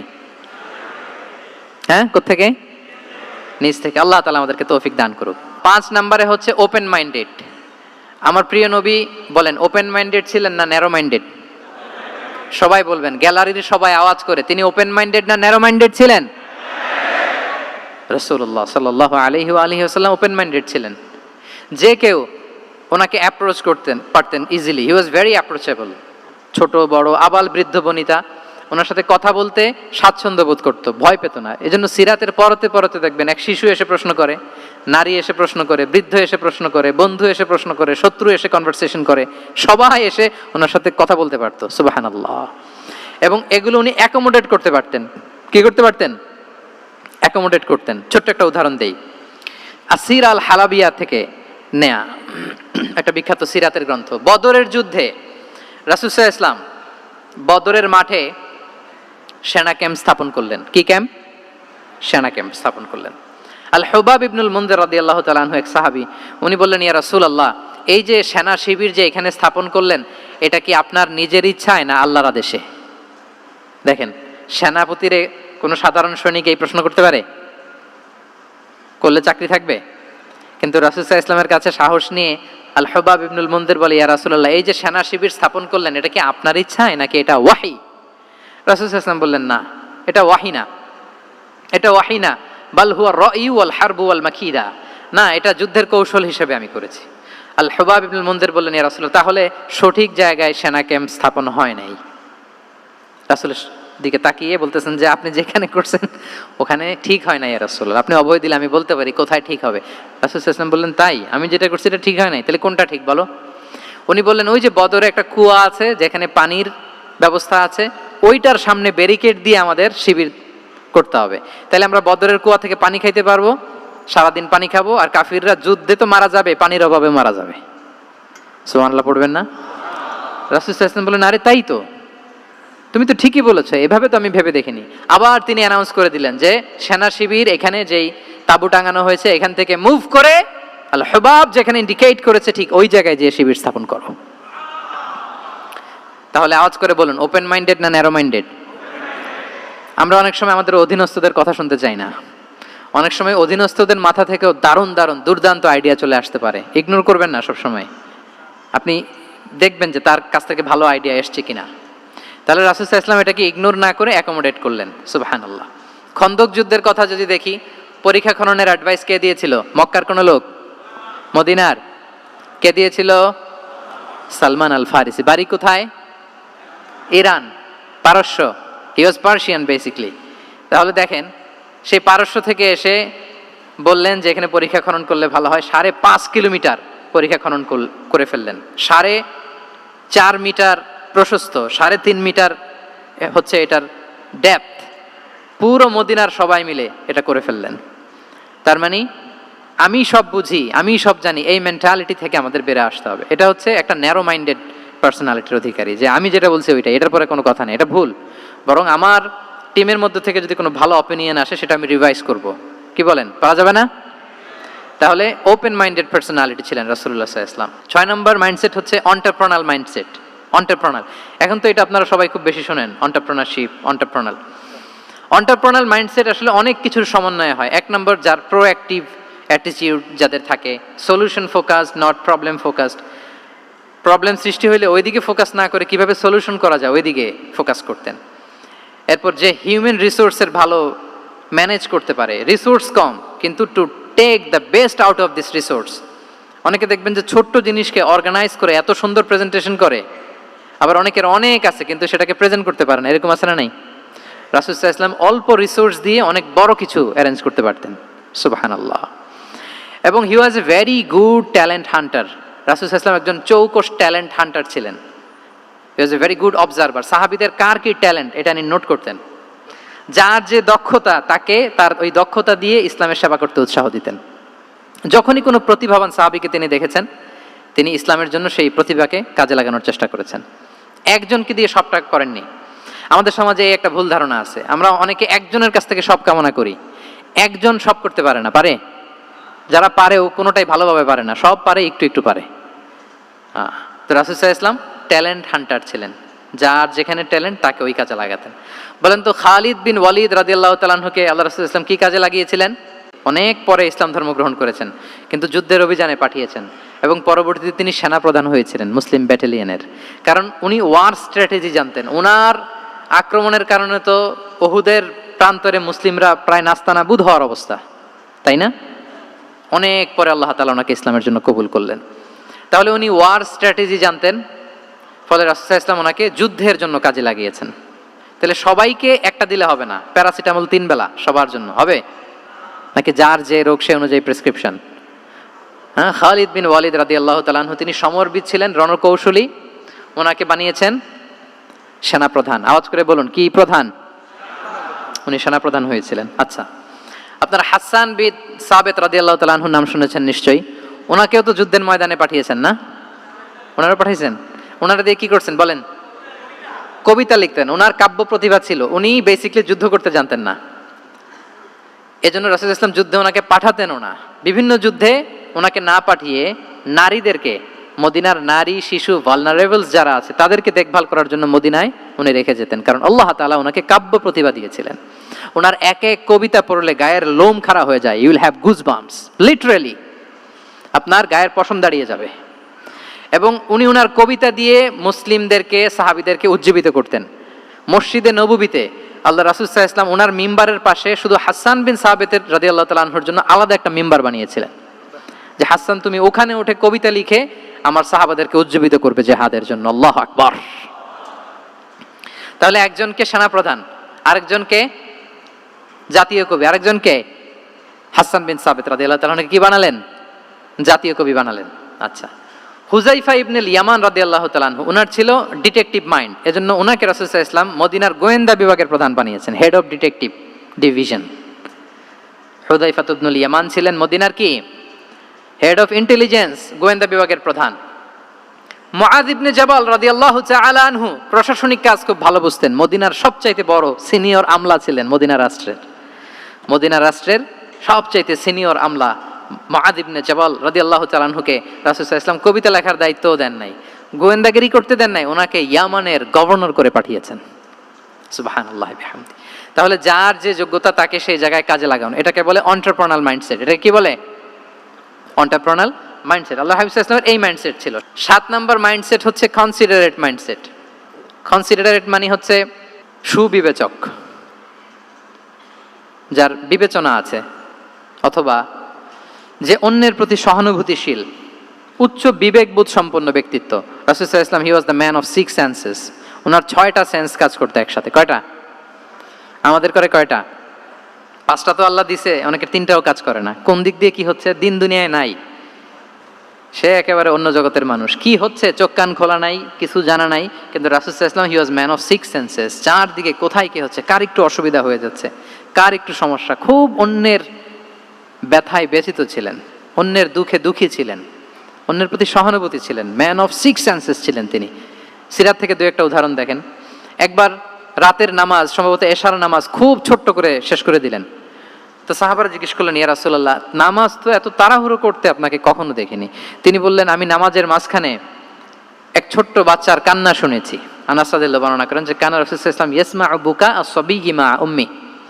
আমি যখন নামাজে ইমামতি করছি, পেছনে মহিলাদের কাতারের ওখান থেকে একটা ছোট্ট শিশুর কান্নার আওয়াজ আমার কানে আসলো। দেখেন কি সেন্স। তো আমার মনে হচ্ছিল বাচ্চার কান্নায় পেছনের কাতারে মায়ের বড্ড কষ্ট হচ্ছে, যে মাটা বাচ্চাটাকে নিয়ে এসছে উইমেন প্রেয়ার হলে, তাকে বাচ্চাটাকে ম্যানেজ করতে বা সামলাতে মায়ের বড্ড কষ্ট হয়ে যাচ্ছে আমার মনে হচ্ছে। এজন্য আমি নামাজটা একটু শর্টকাটে শেষ করে দিয়েছি। Could you imagine that? কি নবী আমরা পেয়েছি, কিরকম কনসিডারেট ছিলেন, কতটা সুবিবেচক ছিলেন, অন্যের প্রতি কতটা সহানুভূতিশীল ছিলেন তিনি, অন্যের যাতে কোনো সমস্যা না হয় এটা খেয়াল করতেন। মুআয ইবনে জাবাল রাদিয়াল্লাহু তাআলা আনহুকে মদিনার পাশেই এক মসজিদের ইমাম করে পাঠালেন। উনি ইমামতির দায়িত্ব পেয়ে একবার মাগরিবের নামাজে সূরা বাকারা তেলাওয়াত শুরু করলেন। তো ওনার হয়তো তেলাওয়াত করতে করতে একটা ইমোশন চলে আসছে, উনি তো সুরের ঝংকার দিয়ে তেলাওয়াত করতেছেন। এখন পেছনে যারা মুসল্লি ছিল এরা ছিল সব কৃষিজীবী সাহাবী। এরা কি ছিল? সারা দিন ওট দিয়ে, খেজুর গাছে পানি দিয়ে জান যায় কোনো রকম ফরজ পেরে যায় ঘুমাইতে হবে। এই সাহাবীরা যখন পিছনে দাঁড়াইছে আর উনি ধরছে কোন সূরা? সূরাতুল বাকারা। এখন ওনারা তো আর থাকতে পারে না, ওনার সাথে থাকতে না পারে এক সাহাবী নামাজ রেখে দিয়ে ডাইরেক্ট রাসূল সাল্লাল্লাহু আলাইহি ওয়াসাল্লামের কাছে, কারণ বড় হুজুর তো আছে মদিনায়, যে বিচার দিছে ইয়া রাসূলুল্লাহ, দেখেন এমন একজনকে ইমাম করে অ্যাসাইন করেছেন, উনি মাগরিবের সালাতে সূরা বাকারা পড়ে, আর আমরা হচ্ছি কৃষিজীবী শ্রমজীবী সাহাবী, আমাদের তো এত বড় কেরাতের সাথে জয়েন করা সম্ভব না। রাসূল সাল্লাল্লাহু আলাইহি ওয়াসাল্লাম রেগে গেলেন, চেহারাটা আগুনের গোলার মতো লাল হয়ে গেল। মুআয ইবনে জাবাল রাদিয়াল্লাহু তাআলা আনহুকে ডেকে পাঠালেন, ডেকে বললেন, আফাত্তানুন আনতা ইয়া মুআয, আফাত্তান, তুমি কি ফিতনা সৃষ্টি করতেছো ওখানে? পাঠাইছি কমিউনিটির ইউনিটি ধরে রাখার জন্য, তুমি ওখানে যে ফিতনা সৃষ্টি করতেছো, তুমি কি সাব্বিহ ইসমা রাব্বিকাল আ'লা এই সূরা তোমার মুখস্থ নাই? ওয়াদ-দুহা ওয়াল-লাইলি ইযা সাজা এটা পারো না? ওয়াশ-শামসি ওয়া দুহাহা এটা মুখস্থ নাই? তো তুমি কেন এই সূরাগুলো দিয়ে নামাজ পড়াও না? কেন পড়াও না? এরপর তিনি বললেন, যখন ইমামতির সুযোগ পাবে, সুযোগ পেয়ে লম্বা কেরাত ধরো না, ছোট্ট কেরাত দিয়ে নামাজ শেষ করো, কেননা তোমার পেছনে বয়স্করা আছে, মুরব্বীরা আছে, অসুস্থরা আছে। জাল হাজা, তার একটা জরুরি কাজ পড়ছিল, যাচ্ছিল, হঠাৎ মাগরিবের আজান, ভাবলো রাস্তার পাশে যেহেতু আজান দিছে নামাজটা পড়ে নেই, নামাজে ঢুইকা দেখছে আপনি সূরা বাকারা ধরছেন, তো বেচারা কি কাজ করবে না কি করবে? আর তার তো নিয়ত ছিল ফরজ নামাজটা পড়ি যে বাস ধরবো, এখন আপনি ধরছেন কোন সূরা? বাকারা। দেখেন রাসূল সাল্লাল্লাহু আলাইহি ওয়াসাল্লাম বললেন, যখন ইমামতির চান্স পাবে ছোট সূরা পড়বে, আর যখন তুমি একা পড়বে ফালিউতাউবিল মাশা, যত লম্বা করতে মনে চায় করো, রুকু করো লম্বা, সেজদা করো লম্বা, কেরাত করো লম্বা। রাসূল সাল্লাল্লাহু আলাইহি ওয়াসাল্লাম তো রাতে আধা ঘন্টা 40 মিনিট প্রথম রাকাতে কেরাত পড়তেন, এরপরে আবার 40 মিনিট রুকুতে থাকতেন, রুকু থেকে দাঁড়ায় আবার 40 মিনিট, আবার সেজদায় যেয়ে 40 মিনিট, এরপরে সেজদা থেকে 2 সেজদার মাঝখানে আবার 40 মিনিট, 2 রাকাত দিয়ে এরকম রাতও শেষ করে দিয়েছেন। তো আপনার লম্বা যদি পড়তে মনে চায়, আপনি তো আপনার ব্যক্তিগত নফল সালাতে এভাবে লম্বা করবেন, কিন্তু আমাদের হয়ে গেছে উল্টা, একাকী নামাজ কোন রকম রুকু সেজদা এরকম হয়ে গেছে না অনেকটা, কিন্তু ইমামতির সুযোগ পেলে মাশাআল্লাহ আল্লাহু আকবার, এইবার শুরু হয়েছে শেখ সুদাইসির কণ্ঠে এই লম্বা করে। এখন পেছনে মুসল্লিদের কি দশা ওইটা আর আমরা খেয়াল করি না। না, আমাদেরকে অন্যের প্রতি সহানুভূতিশীল হতে শিখিয়েছে ইসলাম, কনসিডারেট হতে শিখিয়েছে, সুবিবেচক হতে শিখিয়েছে, যেটা রাসূল সাল্লাল্লাহু আলাইহি ওয়াসাল্লাম করেছেন। এবং রাসূল সাল্লাল্লাহু আলাইহি ওয়াসাল্লাম কোনো কাজে কাউকে পাঠালে ওনার বিখ্যাত সে বাণীটা বলে দিতেন যে ইয়াসসিরু ওয়ালা তুআসসিরু বাশশিরু ওয়ালা তুনাফিরু, সহজ করে উপস্থাপন করো, কঠিন করো না, সুসংবাদ দিও, মানুষকে দিন থেকে ভাগিও না। আমরা মানুষকে ভয় দেখাই, আমরা এত কঠিন করে ইসলামকে উপস্থাপন করি, মানুষ বলে আগে যেটা করতাম ওইটাই ভালো। তো আমরা যেন দিনকে কঠিন না করি, আমাদের কোনো অ্যাটিটিউডের কারণে যেন মানুষ ইসলাম থেকে ভেগে না যায়। আরেকটা উদাহরণ দেখুন, একবার মাগরিবের কিংবা এশার নামাজে রাসূল সাল্লাল্লাহু আলাইহি ওয়াসাল্লাম লম্বা সেজদা দিলেন, এত লম্বা সেজদা তিনি কখনো দেন না। নামাজ শেষে সাহাবারা জিজ্ঞেস করলেন, ইয়া রাসূলুল্লাহ, আপনি কি নামাজের মাঝখানে অসুস্থ হয়ে গেলেন নাকি, অথবা কোরআনের আয়াত নাজিল হলো নাকি, ওহী নাজিল হলো নাকি? রাসূল সাল্লাল্লাহু আলাইহি ওয়াসাল্লাম বললেন, কুল্লু যালিকা লাম ইয়াকুন ওয়ালাকিন নাবনি ইরতাহালানি ওয়া কারিহতু আন উআজ্জিলাহু হাত্তা ইয়াকদি হাজাতা। বললেন না, অসুস্থ হই নাই, ওহীও নাজিল হয় নাই, আমি যখন সেজদায় গিয়েছি আমার 2 ছোট নাতি হাসান হোসেন আমার কাঁধের উপরে চেপে বসেছে, যতক্ষণ না ওরা খেলা শেষ না করে নিচে নেমেছে আমি সেজদায় লুটিয়েছিলাম, নেমেছে এরপরে মাথা উঠিয়েছি, আমার মাথা উঠানোর কারণে ওদের খেলার একটু ডিস্টার্ব হবে, এজন্য আমি আর সেজদা থেকে মাথা উঠাই নাই। দেখেন, নাতির খেলার যেন ডিস্টার্ব না হয়। পেছনের মহিলা সারির এক বোনের নামাজের সমস্যা হচ্ছে, এগুলো উনি খেয়াল করতেন, ছোট্ট ছোট্ট বিষয়গুলো উনি খেয়াল করতেন, এটাকে বলে কনসিডারেট মাইন্ডসেট। কি বলে? তাহলে আমরা অন্যের প্রতি যেন সহানুভূতিশীল হই, নাকি শুধু নিজেরটাই দেখব? অন্যেরটা দেখার দরকার আছে না নাই বলেন? 8 নাম্বার হচ্ছে ট্রান্সপারেন্সি। ট্রান্সপারেন্সি মানে হচ্ছে স্বচ্ছতা। ওনার জীবনের চাইতে, ওনার বায়োগ্রাফির চাইতে স্বচ্ছ বায়োগ্রাফি আপনি পাবেন না। No public and private division, and in the long history of time no one's life has been recorded more transparently than the life of Prophet Muhammad sallallahu alayhi wa sallam. রাসূল সাল্লাল্লাহু আলাইহি ওয়াসাল্লামের চেয়ে বেশি পৃথিবীতে এমন সেকেন্ড কোনো person আপনি দেখাতে পারবেন না যার জীবনের সবকিছু রেকর্ডেড, সবকিছু রেকর্ডেড। এরকম আছে? ঘরে কি করেছেন, বাইরে কি করেছেন, স্ত্রীর সাথে কি করেছেন, বন্ধুর সাথে কি করেছেন, সাহাবাদের সাথে কি করেছেন, শত্রুর সাথে কি করেছেন, অল আর রেকর্ডেড, সব এন্ড ক্রিস্টাল ক্লিয়ার, একেবারে স্বচ্ছ পানির মতো, স্ফটিক কাচের মতো ক্লিয়ার, ট্রান্সপারেন্ট। ওনার সব কাজে উনি স্বচ্ছতা বজায় রাখতে চাইতেন। কতটা স্বচ্ছ ছিলেন একটা মজার ঘটনা শোনায় আপনাদেরকে। সহিহ বুখারীতে এসেছে, রমাদানের শেষ 10 দিন, দ্য লাস্ট 10 days অফ রমাদানে তিনি এতেকাফ করতেন। তো এতেকাফ অবস্থায় স্ত্রীরা এসে রাতে দেখা করে যেত, জরুরি কথা আলাপ থাকলে সেরে যেত। একবার রাতে সফিয়া বিনতে হুয়াই ইবনে আখতাব রাদিয়াল্লাহু তাআলা আনহা আসলেন, ওনার স্ত্রী। কথা হলো এবার ওনাকে একটু এগিয়ে দিবেন, মসজিদ থেকে রাসূলুল্লাহ সাল্লাল্লাহু আলাইহি ওয়াসাল্লাম বারান্দার দিকে পাশ দিয়ে আসলেন এগিয়ে দেওয়ার জন্য। ইন দ্য মিন টাইম হঠাৎ দুইজন আনসারী সাহাবী পাশ দিয়ে হেঁটে যাচ্ছেন। রাসূলুল্লাহ সাল্লাল্লাহু আলাইহি ওয়াসাল্লাম আম্মাজানকে বিদায় দিবেন এখানে, হঠাৎ করে তিনি আওয়াজ করে বললেন, আলা রিসলিকুমা, এই দাঁড়াও। ওই সাহাবী দুইজন রাসূল সাল্লাল্লাহু আলাইহি ওয়াসাল্লামের সাথে কে এটা টের পায় নাই, বুঝতে পারে নাই। বোরকায় আবৃত কোন এক নারী দেখে রাসূল আর ওই নারীকে দেখে তারা আরো দ্রুত গতিতে হাঁটতে শুরু করে দিচ্ছে, আমরা চলে যাই এখান থেকে। দেখেন রাসূল সাল্লাল্লাহু আলাইহি ওয়াসাল্লাম নিজের অবস্থানকে ট্রান্সপারেন্ট করার জন্য বললেন, আলা রিসলিকুমা, দাঁড়াও। দাঁড়ালেন। তখন রাসূল সাল্লাল্লাহু আলাইহি ওয়াসাল্লাম বললেন যে, ইন্নাহা উম্মুকুম সফিয়া, আমার পাশে যাকে দেখতে পাচ্ছ বলে দেয়া ভালো যে সে কিন্তু অন্য কোনো নারী নয়, সে তোমাদের মা উম্মুল মুমিনিন সফিয়া। সাহাবারা বলে, সুবহানাল্লাহ ইয়া রাসূলুল্লাহ, ইয়া রাসূলুল্লাহ, এ কেমন কথা, আপনি কেন আমাদের কাছে জবাবদিহি করতে যাচ্ছেন বা ক্লারিফাই করছেন?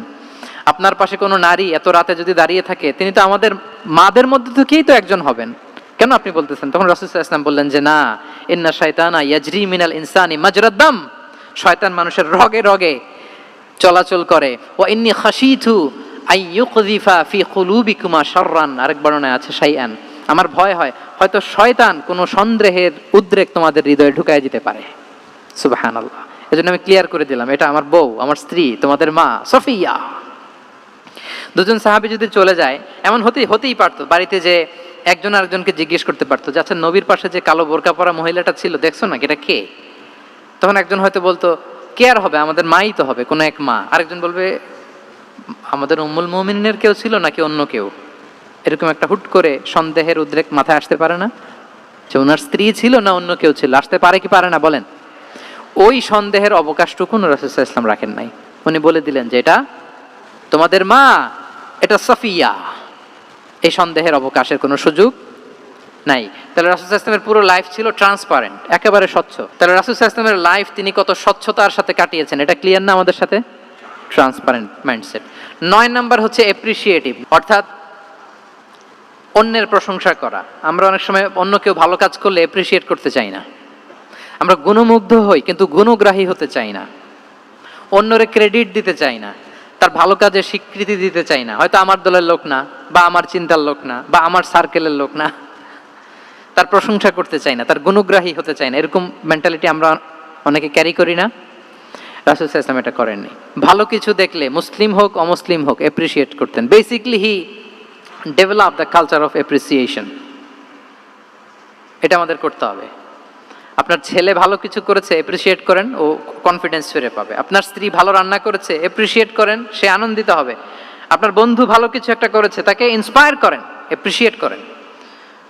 রাসূল সাল্লাল্লাহু আলাইহি ওয়াসাল্লাম একবার এক বৈঠকে 8 জন সাহাবীকে 8টা কমপ্লিমেন্ট দিয়েছেন, 8টা অ্যাপ্রিসিয়েশন দিয়েছেন। তিনি বলেছেন, আরহামু উম্মতি বি উম্মতি আবু বকর। দেখেন 8 জন সাহাবীর 8টা গুণের বর্ণনা দিচ্ছেন। তিনি বললেন, আমার উম্মতের মধ্যে সবচাইতে রহম দিলের সাহাবী হচ্ছে কে? আবু বকর রাদিয়াল্লাহু তাআলা। এত রহম দিলের ছিলেন, উনি যখন আল্লাহ রাসূল সাল্লাল্লাহু আলাইহি ওয়াসাল্লামের ইন্তেকালের পরে মসজিদে নববীতে যখন নামাজে দাঁড়াতেন, কান্নার চোটে উনি কেরাতই পড়তে পারতেন না। কমপ্লেন করতো সাহাবারা যে, আমরা তো কেরাত বুঝি না, একটু স্পষ্ট করে পড়েন, কান্না একটু থামান। কেন কাঁদতেন? কারণ উনি যখন নামাজে দাঁড়াতেন, ওনার ফিলিংসটা হতো এরকম যে, কাইফা আকুমু মাকামা রাসূলিল্লাহ, আমি রাসূলের জায়গায় কিভাবে দাঁড়াই? এখানে তো আমার রাসূল দাঁড়িয়ে ইমামতি করেছেন, আমি নবীর জায়গায় দাঁড়িয়ে কিভাবে নামাজটা পড়াই? এই অনুভব থেকে উনি যে কাঁদতে শুরু করতেন, এই কান্নার ধাক্কায় উনি আর তেলাওয়াতই আগাতে পারতেন না। আরহামু উম্মতি বি উম্মতি আবু বকর। আমার উম্মতের মধ্যে সবচাইতে রহম দিলের হচ্ছেন আবু বকর। ও আসাদ্দুহুম ফি আমরিল্লাহি উমর। দেখেন প্রশংসা করতেছেন। আর আমার উম্মতের মধ্যে আল্লাহর দ্বীন বাস্তবায়নে সবচাইতে কঠোর হচ্ছে ওমর। মুনাফিকরা ওনাকে জমের মতো ভয় পেত, ইভেন শয়তান ভয় পেত। রাসূল সাল্লাল্লাহু আলাইহি ওয়াসাল্লাম বলেন, ওমর তুমি যদি এই রাস্তা দিয়ে হাঁটো, শয়তান যদি দেখতে পায়, শয়তান এই রাস্তা রেখে দিয়ে অন্য কোনো রাস্তা থাকলে ওইটা দিয়ে হাঁটে। সুবহানাল্লাহি ওয়া বিহামদিহি। আমাদের অনেক সময় এমন হয় না যে আমাদের বাচ্চারা ছেলেমেয়েরা খেতে চায় না, আমাদের নাতি নাতনিরা খেতে চায় না, মায়েরা খাবার নিয়ে পেছনে পেছনে ঘুরে, আর তখন ভয় দেখায়, এই রাত্রিবেলা তাড়াতাড়ি খাও, ওই যে বাঘ আসবে বাঘ, বিড়াল আসবে বিড়াল, তাড়াতাড়ি না খেলে কিন্তু ভূত আসবে ভূত, এরকম বলেন আপনারা? বলেন না? এই দায়িত্ব তো আপনাদের কাঁধে থাকে না? তো ওই যে আমাদের বোনরা বলতে পারবে, বোনরা খাবার নিয়ে ঠিকই রাত্রিবেলায় বাচ্চাদের পেছনে পেছনে এরকম দৌড়াতে হয়। তো কি বলতে হয় যে এই ভূত আসলো ভূত, ওই যে বিড়াল আসলো বিড়াল, কুকুর আসলো, এগুলো বললে বাচ্চারা আবার ভয় পায়, তাড়াতাড়ি করে খায়। তো মদিনাতেও মদিনার বাচ্চারা খেতে চাইতো না। তো খেতে না চাইলে মায়েরা ভূত আসতেছে ভাল্লুক আসতেছে এগুলো না বলে বলতো, হা হুয়া ইয়াতি উমর, ইয়াতি উমর, তাড়াতাড়ি খাও তাড়াতাড়ি খাও, ওই যে ওমর আসতেছে ওমর। সুবহানাল্লাহ বিহামদি ওয়া আশাদ্দুহুম ফি আমরিল্লাহি উমর। আল্লাহর দ্বীন বাস্তবায়নে সবচেয়ে কঠোর ছিলেন ওমর রাদিয়াল্লাহু তাআলা আনহু। ওয়া আসদাকুহুম হায়াআন উসমান, সবচেয়ে লাজুক সাহাবী ছিলেন উসমান রাদিয়াল্লাহু তাআলা আনহু। শুধু অর্থ বলে যাই। ওয়া আকরাউহুম লিকিতাবিল্লাহি উবাই ইবনে কাব, সবচেয়ে কোরআনের ভালো কিরাত পড়তে পারতেন উবাই ইবনে কাব। আফরাদুহুম যায়েদ ইবনে সাবিত, উত্তরাধিকার বন্টনের নীতিমালা ফারায়েজের জ্ঞান ছিল যায়েদ ইবনে সাবিত রাদিয়াল্লাহু তাআলা আনহু। ওয়া আ'লামুহুম বিল হালালি ওয়াল হারামি মুআয ইবনে জাবাল, এই উম্মতের হালাল হারামের স্পেশালিস্ট সাহাবী হচ্ছেন মুআয ইবনে জাবাল। আলা ওয়া ইন্না লিকুল্লি উম্মাতিন আমিনান ওয়া আমিনা হাযিহিল উম্মাহ আবু উবাইদা ইবনুল জাররাহ, সব উম্মতের একজন বিশ্বস্ত লোক থাকে, এই উম্মতের সবচাইতে বিশ্বস্ত লোক হচ্ছে আবু উবাইদা ইবনুল জাররাহ। দেখেন 8 জন সাহাবীর 8টা গুণের কথা বললেন। আচ্ছা, রাসূল সাল্লাল্লাহু আলাইহি ওয়াসাল্লাম যখন সাহাবীদের প্রশংসা করেছেন, ওই সাহাবীদের কেমন লেগেছে বলেন তো? ফিলিংসটা ভালো লেগেছে না? হৃদয়ে জুড়িয়েছে, ইন্সপায়ার্ড হয়েছেন, মোটিভেটেড হয়েছেন। সাহাবীদের মধ্যে সবচাইতে সুরেলা গলার কণ্ঠের অধিকারী ছিলেন আবু মুসা আল-আশআরী রাদিয়াল্লাহু তাআলা আনহু। তো রাসূল সাল্লাল্লাহু আলাইহি ওয়াসাল্লাম একবার রাত্রিবেলা তার বাসার পাশ দিয়ে যাচ্ছিলেন, দীর্ঘ সময় ওনার কণ্ঠের তেলাওয়াত শুনলেন। পরের দিন সকালে বললেন যে আবু মুসা, তুমি তো চমৎকার গলায় তেলাওয়াত করো। আবু মুসা বলে, ইয়া রাসূলুল্লাহ, আমি তো কোনোদিন আপনার সামনে দাঁড়িয়ে তেলাওয়াত করি না, আপনি কি করে জানলেন? রাসূল সাল্লাল্লাহু আলাইহি ওয়াসাল্লাম বললেন, গত রাতে তুমি যখন তেলাওয়াত করছিলে আমি তোমার ঘরের পাশ দিয়ে যাচ্ছিলাম, আমি মনোযোগ দিয়ে শুনেছি। আবু মুসা বলে, ইয়া রাসূলুল্লাহ, আপনি আমার তেলাওয়াত শুনতেছেন, ওইটা জানলে তো আমি ফজর পর্যন্ত তেলাওয়াত চালিয়ে যেতাম, হাত্তাল ফাজর আমি তেলাওয়াত চালিয়ে যেতাম ইয়া রাসূলুল্লাহ। আল্লাহ রাসূল সাল্লাল্লাহু আলাইহি ওয়াসাল্লাম তখন বললেন, লাকাদ উতিতা মিজমারান মিন মাজামিরি আলি দাউদ, হে আবু মুসা, দাউদ আলাইহিস সালামের গলায় আল্লাহ তাআলা যেমনি সুরের ঝংকার দিয়েছেন, এই উম্মতের মধ্যে তোমার গলায় আল্লাহ সেই সুরের লহরী ঢেলে দিয়েছে। বলেন এই অ্যাপ্রিসিয়েশন যখন রাসূলের মুখ থেকে পাইলো কেমন লাগবে ওনার? এখানে ধরেন আপনি কেউ হাফেজে কোরআন শেখ সুদাইস যদি বলে যে মাশাআল্লাহ মাশাআল্লাহ আনতা কারিউল কুররা, আপনাকে যদি এটা বলে কেমন লাগবে আপনার? হ্যাঁ, সারা দুনিয়া তো এটা বলে বেড়াবেন যে শেখ সুদাইস আমার রেসিটেশনের প্রশংসা করেছে, খাবার ইমাম আমার প্রশংসা অ্যাপ্রিসিয়েট করেছে। আর স্বয়ং রাসূলুল্লাহ সাল্লাল্লাহু আলাইহি ওয়াসাল্লাম যখন বলে তোমার গলায় আল্লাহ সুরের ঝংকার ঢেলে দিয়েছে, তখন ওনার কেমন লেগেছে? এজন্য আপনার ছেলে মেয়ে স্ত্রী বন্ধু আপনার সার্কেলের কেউ কোনো ভালো কাজ করলে কৃপণতা করবেন না, অ্যাপ্রিসিয়েট করুন। রাসূল সাল্লাল্লাহু আলাইহি ওয়াসাল্লাম অ্যাপ্রিসিয়েশন আমাদেরকে শিখিয়েছেন। ইভেন মুখাইরেক নামে এক ইহুদি ছিল, মদিনার সব ইহুদিরা বিট্রে করেছে, কিন্তু এই মুখাইরেক নামে এক ইহুদি উহুদের যুদ্ধে মুসলিমদের পক্ষে লড়াই করে নিহত হয়েছে। সে তার কথা রেখেছে। মুসলিম সাহাবীদের শহীদদের লাশের সাথে যখন এই ইহুদি তার লাশও আনা হলো, রাসূল সাল্লাল্লাহু আলাইহি ওয়াসাল্লাম তার দিকে তাকায় বললেন, মুখাইরিক খায়রু ইয়াহুদ, মুখাইরিক is the best among Jewish. তিনি বললেন মুখাইরিক, এই পৃথিবীতে যত ইহুদি আছে এখানকার ইহুদিদের মধ্যে মুখাইরিক হচ্ছে সবচেয়ে শ্রেষ্ঠ ইহুদি। দেখেন মুখাইরিক কোন ধর্মের ছিলেন? মুসলিম নাকি? কোন ধর্মের? ইহুদি হওয়ার পরেও তাকে অ্যাপ্রিসিয়েশন করতে রাসূল সাল্লাল্লাহু আলাইহি ওয়াসাল্লাম ভুলেন নাই। তাহলে আমরা যেন অ্যাপ্রিসিয়েটিভ মাইন্ডসেটের অধিকারী হই। 10 নম্বরে হচ্ছে ফ্লেক্সিবল, মানে কোনো বিষয়ে খুব অনড় হয়ে থাকা, এটা রাসূল সাল্লাল্লাহু আলাইহি ওয়াসাল্লাম ছিলেন না, ফ্লেক্সিবল ছিলেন। আমরা অনেক সময় বলি না যে ভাই আপনি কি 9টায় আসতে পারবেন না 10টায়, বলে আম ফ্লেক্সিবল উইথ দিস, মানে যেটা বলবেন আমার সমস্যা, এরকম ইজি গোয়িং ছিলেন উনি, গো ধরে থাকতেন না, যে কোনো পরিস্থিতিকে সামলে নিতেন। ফ্লেক্সিবল হচ্ছে যে কোনো পরিবেশ পরিস্থিতির সাথে নিজেকে মানিয়ে নেওয়া, খাপ খাওয়া, নিজেকে সামলে নেওয়া, সলিউশন বের করে ফেলা, এটা রাসূল সাল্লাল্লাহু আলাইহি ওয়াসাল্লামের ছিল, এটাকে বলে ফ্লেক্সিবল মাইন্ডসেট। নাজরানের 60 জন খ্রিস্টান পাদ্রী এসেছিল মদিনায় দেখা করতে। এখন এত মানুষকে সম্মানিত মেহমানকুনি কোথায় বসতে দিবেন? পরামর্শ করলেন কোথায় বসতে দেওয়া যায়। এক সাহাবী বলে আমার কাছে কিছু খেজুর পাতা আছে, ওটা বিছায়া একটা জায়গা করে ওখানে বসি। রাসূল সাল্লাল্লাহু আলাইহি ওয়াসাল্লাম বললেন না, দামি মেহমান, এটা হয়। আরেকজন বলে বিকেল বেলায় তো সূর্য পড়ে যাবে, পাহাড়ের ছায়ায় উহুদ পাহাড়ের ওই পাশে যেয়ে বসি। রাসূল ইসলাম বললেন না, এটাও তো হয় না। বলতে বলতে ওই 60 জন পাদ্রী চলেই আসছেন এই মানে বিদেশি মেহমান, ফরেন ডেলিগেশন। কি করবেন? রাসূল ইসলাম 60 জনকে মসজিদে নববীর ভেতরে নিয়ে বসালেন, মসজিদে নববীর ভেতরে বসালেন। এবং সিরাতে ইবনে ইসহাকে এসেছে যে তখন ওদের আবার ইবাদতের সময় হয়েছে। রাসূল ইসলাম তাদেরকে ইবাদতের সুযোগ দিয়েছেন।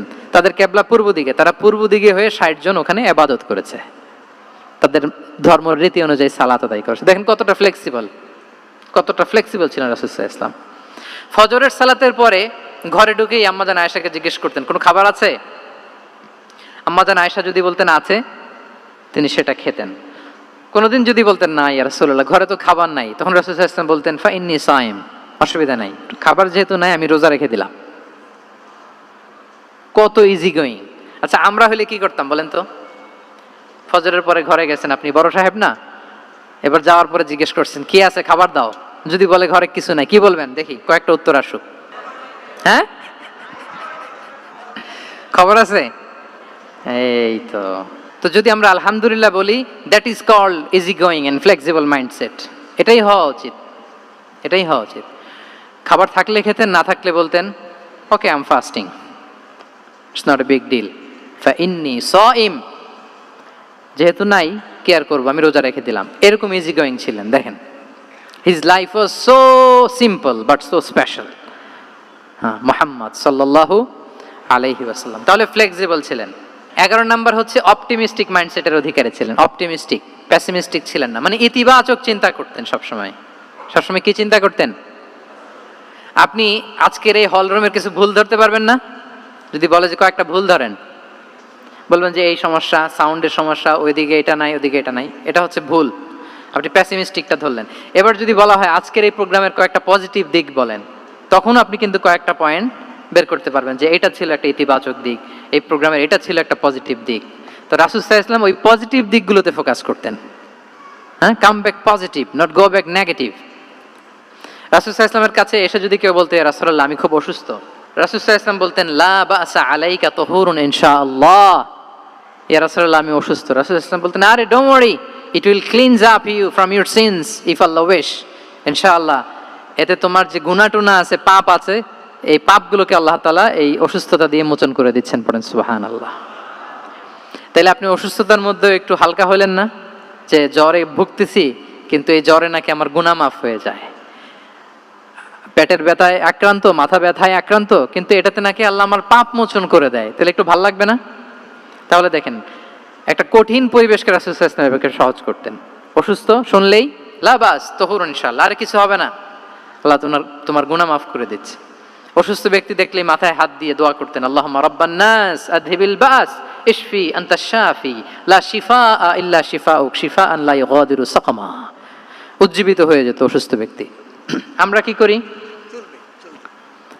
কি করি? কাউকে অসুস্থ দেখলে, রোগাক্রান্ত দেখলে, ওই রোগে সবচাইতে কষ্ট পেয়ে যে মারা গেছে তার ঘটনা বলা শুরু করি, যে হায় রে ভাই আপনার ক্যান্সার, আমার এক খালা ছিল ক্যান্সারের 4th স্টেজে চলে গেছিল, 14টা কেমো দেয়া লাগছে, এই যে ফিরিস্তি একেবারে ওনার দাফন কাফন পর্যন্ত। এখন বলেন ওই লোক যাও সুস্থ ছিল, এখন আর সুস্থ থাকবে? কথা বলেন, থাকবে? একটা দিব্যি সুস্থ মানুষকে যদি আপনি বলেন ভাই আপনাকে দেখতে কেমন যেন একটু রোগা রোগা লাগতেছে, অসুস্থ নাকি? এরপরে প্ল্যান করে ধরেন আপনি বললেন, উনি আবার ওদিকে যাওয়ার পরে আরেকজনকে প্ল্যান করে বলতে বললেন, বললো ভাই ব্যাপার কি, চেহারাটা কেমন শুকনা শুকনা। এরকম 5 জন বলার পরে ওই বিকেলে কাঁথা গায়ে দিয়ে শুয়ে ফেলবে বিছানায়, তো আপনি অসুস্থ এমনি বানায় ফেলছেন। কিন্তু রাসূলুল্লাহ সাল্লাল্লাহু আলাইহি ওয়া আলিহি ওয়াসাল্লাম উনি বলতেন লাবাস আলাইক তাহুরুন ইনশাআল্লাহ, আরে সুস্থ হয়ে যাবা। এজন্য দেখতে গেলে আপনি উৎসাহিত করবেন, বলবেন আরে ভাই আপনারা তো খুব সুস্থ লাগতেছে। কে বলছে আপনি অসুস্থ? অসুস্থতার কোনো ছোঁয়াই তো আপনার মধ্যে নাই। হ্যাঁ, you are looking very fine, চমৎকার লাগতেছে আপনার, কে বলছে? এই তো ভালো হয়ে যাচ্ছেন। এটা বললে উনি আশা পায়।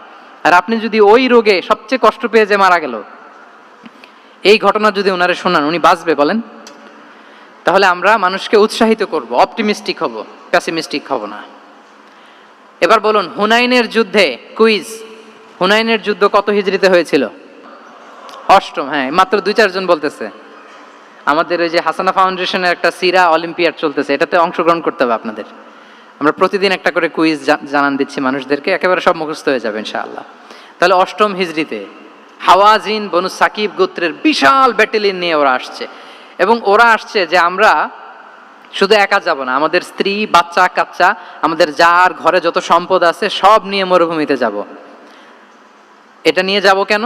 সবার মধ্যে যেন ইন্সপিরেশন আসে যে যদি আমরা হারি, আমরা সব শেষ, আমাদের সম্পদও নিয়ে যাবে। আর এগুলো রক্ষার জন্য হলেও মুহাম্মদের বিরুদ্ধে আমাদেরকে জয়লাভ করতে হবে। কি টেকনিক দেখেন! সব যখন নিয়ে দাঁড়াইছে বিশাল বাহিনী, এক সাহাবী এসে বলল, ইয়া রাসূলুল্লাহ, কালকে তো আমাদের খবর আছে, এই বাহিনীকে আমরা কি করে পরাস্ত করব? ইয়া রাসূলুল্লাহ, এসে দেখুন, পাহাড় থেকে দেখুন কত বিশাল বাহিনী। রাসূল সাল্লাল্লাহু আলাইহি ওয়াসাল্লাম দেখা মাত্রই বললেন, তিলকা গনিমাতুল মুসলিমিনা গাদান ইনশাআল্লাহ। আরবি যারা বুঝেন যে it will be the war booty for the Muslim community tomorrow ইনশাআল্লাহ। আরে এগুলো তো আমরা সব গনিমত আকারে ব্যাগে কইরা মদিনায় নিয়ে যাব। এই যুদ্ধে জয়লাভ করে যা আছে এগুলো উটে করে ওয়ার বুটি হিসেবে মদিনায় নিয়ে যাব। বলার সাথে সাথে সাহাবীদের সব ভয় দূর হয়ে গেল, আবার প্রাণ ফিরে পেলেন, সজীব হয়ে উঠলেন, উজ্জীবিত হলেন। তাহলে আমরা অপটিমিস্টিক হব, আমরা ইতিবাচক চিন্তা করব। এবং ইসলাম আল্লাহ তাআলার ব্যাপারেও আমাদেরকে ইতিবাচক ধারণা রাখতে উৎসাহিত করে।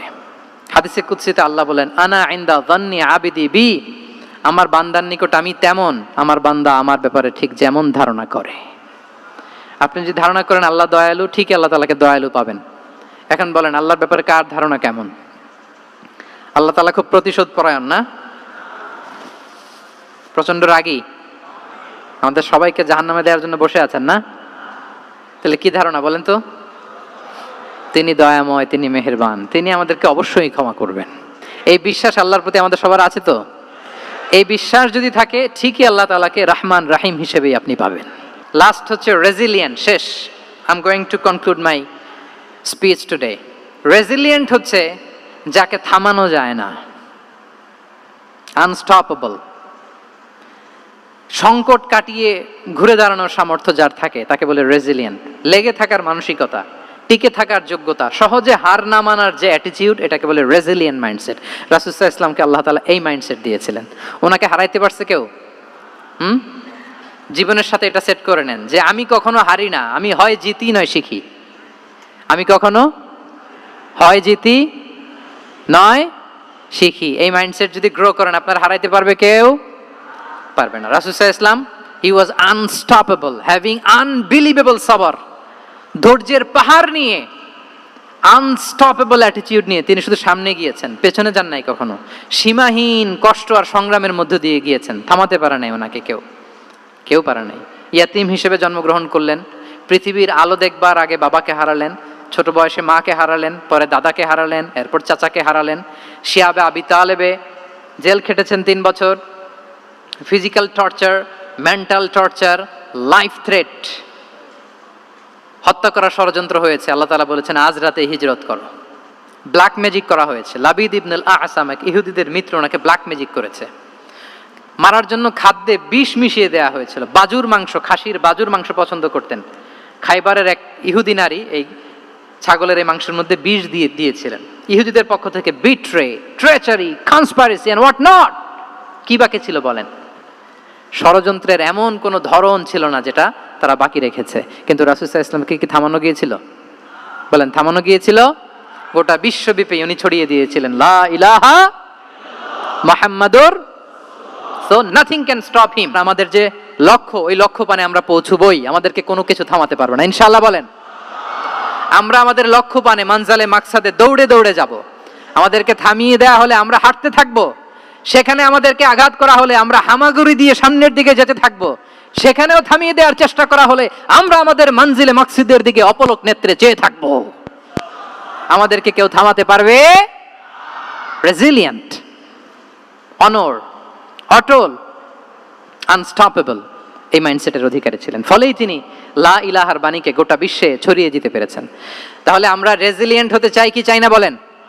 সম্মানিত সুধী, মোট কয়টা মাইন্ডসেট জানলাম? 12টা। এগুলোকে আমরা নিজেদের মধ্যে ধারণ করতে পারবো ইনশাআল্লাহ। কারণ রাসূল সাল্লাল্লাহু আলাইহি ওয়াসাল্লাম আমাদের জন্য যা নিয়ে এসেছেন ওইটাই আমাদের আঁকড়ে ধরতে হবে। যেটা বারণ করেছেন ওটা থেকে আমাদের দূরে থাকতে হবে। যে আয়াত দিয়ে শুরু করেছিলাম সূরা হাশরে, রমা আতাকুমুর রাসূলু ফাখুযুহু ওয়া মা নাহাকুম আনহু ফানতাহু। নবী যা এনেছে ধরো, নবী যা বারণ করেছে সেগুলো ছেড়ে দাও। আমরা আল্লাহ তাআলার কাছে কামনা করি আমার নবী ওনার যে থট প্রসেসকে ডেভেলপ করেছেন, ওনার যে অ্যাপ্রোচ এন্ড মাইন্ডসেটকে ডেভেলপ করেছেন, আমরাও যেন আমাদের মাইন্ডসেটকে ঠিক ওইভাবে করতে পারি। আমাদের রাসূল সাল্লাল্লাহু আলাইহি ওয়াসাল্লাম যেভাবে চিন্তা করতেন, আমাদের ভাবনা এবং চিন্তার আঙ্গিনাও যেন ঠিক সেই রকম হয়। আমরা সবাই পড়ি আমিন। তার মাইন্ডসেট হবে আমাদের মাইন্ডসেট, কি বলেন? পারা যাবে তো ইনশাআল্লাহ? তাহলে কয়টা মাইন্ডসেটের কথা বলেছি? 1 নম্বরে কি ছিল?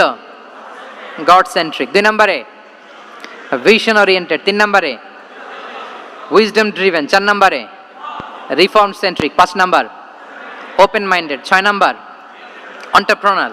7 number considerate. 8 number transparent. 9 number appreciative. 10 number flexible. 11 number optimistic এবং 12 নাম্বার রেজিলিয়েন্ট। এটা ছিল রাসূল সাল্লাল্লাহু আলাইহি ওয়াসাল্লামের মাইন্ডসেট। এই মাইন্ডসেট দিয়ে যদি আমরা আমাদের মাইন্ডসেটকে সাজাতে পারি, আমাদের সফলতা দুনিয়া এবং আখিরাতে কেউ ঠেকাতে পারবে। আল্লাহ তাআলা আমাদের সবাইকে কথাগুলো বোঝার ও আমল করার তৌফিক দান করুক। হাদা মা ইনদি ওয়াল ইলমু ইনদাল্লাহি আলাইহি তাওয়াক্কালতু ওয়া ইলাইহি উনীব। আসসালামু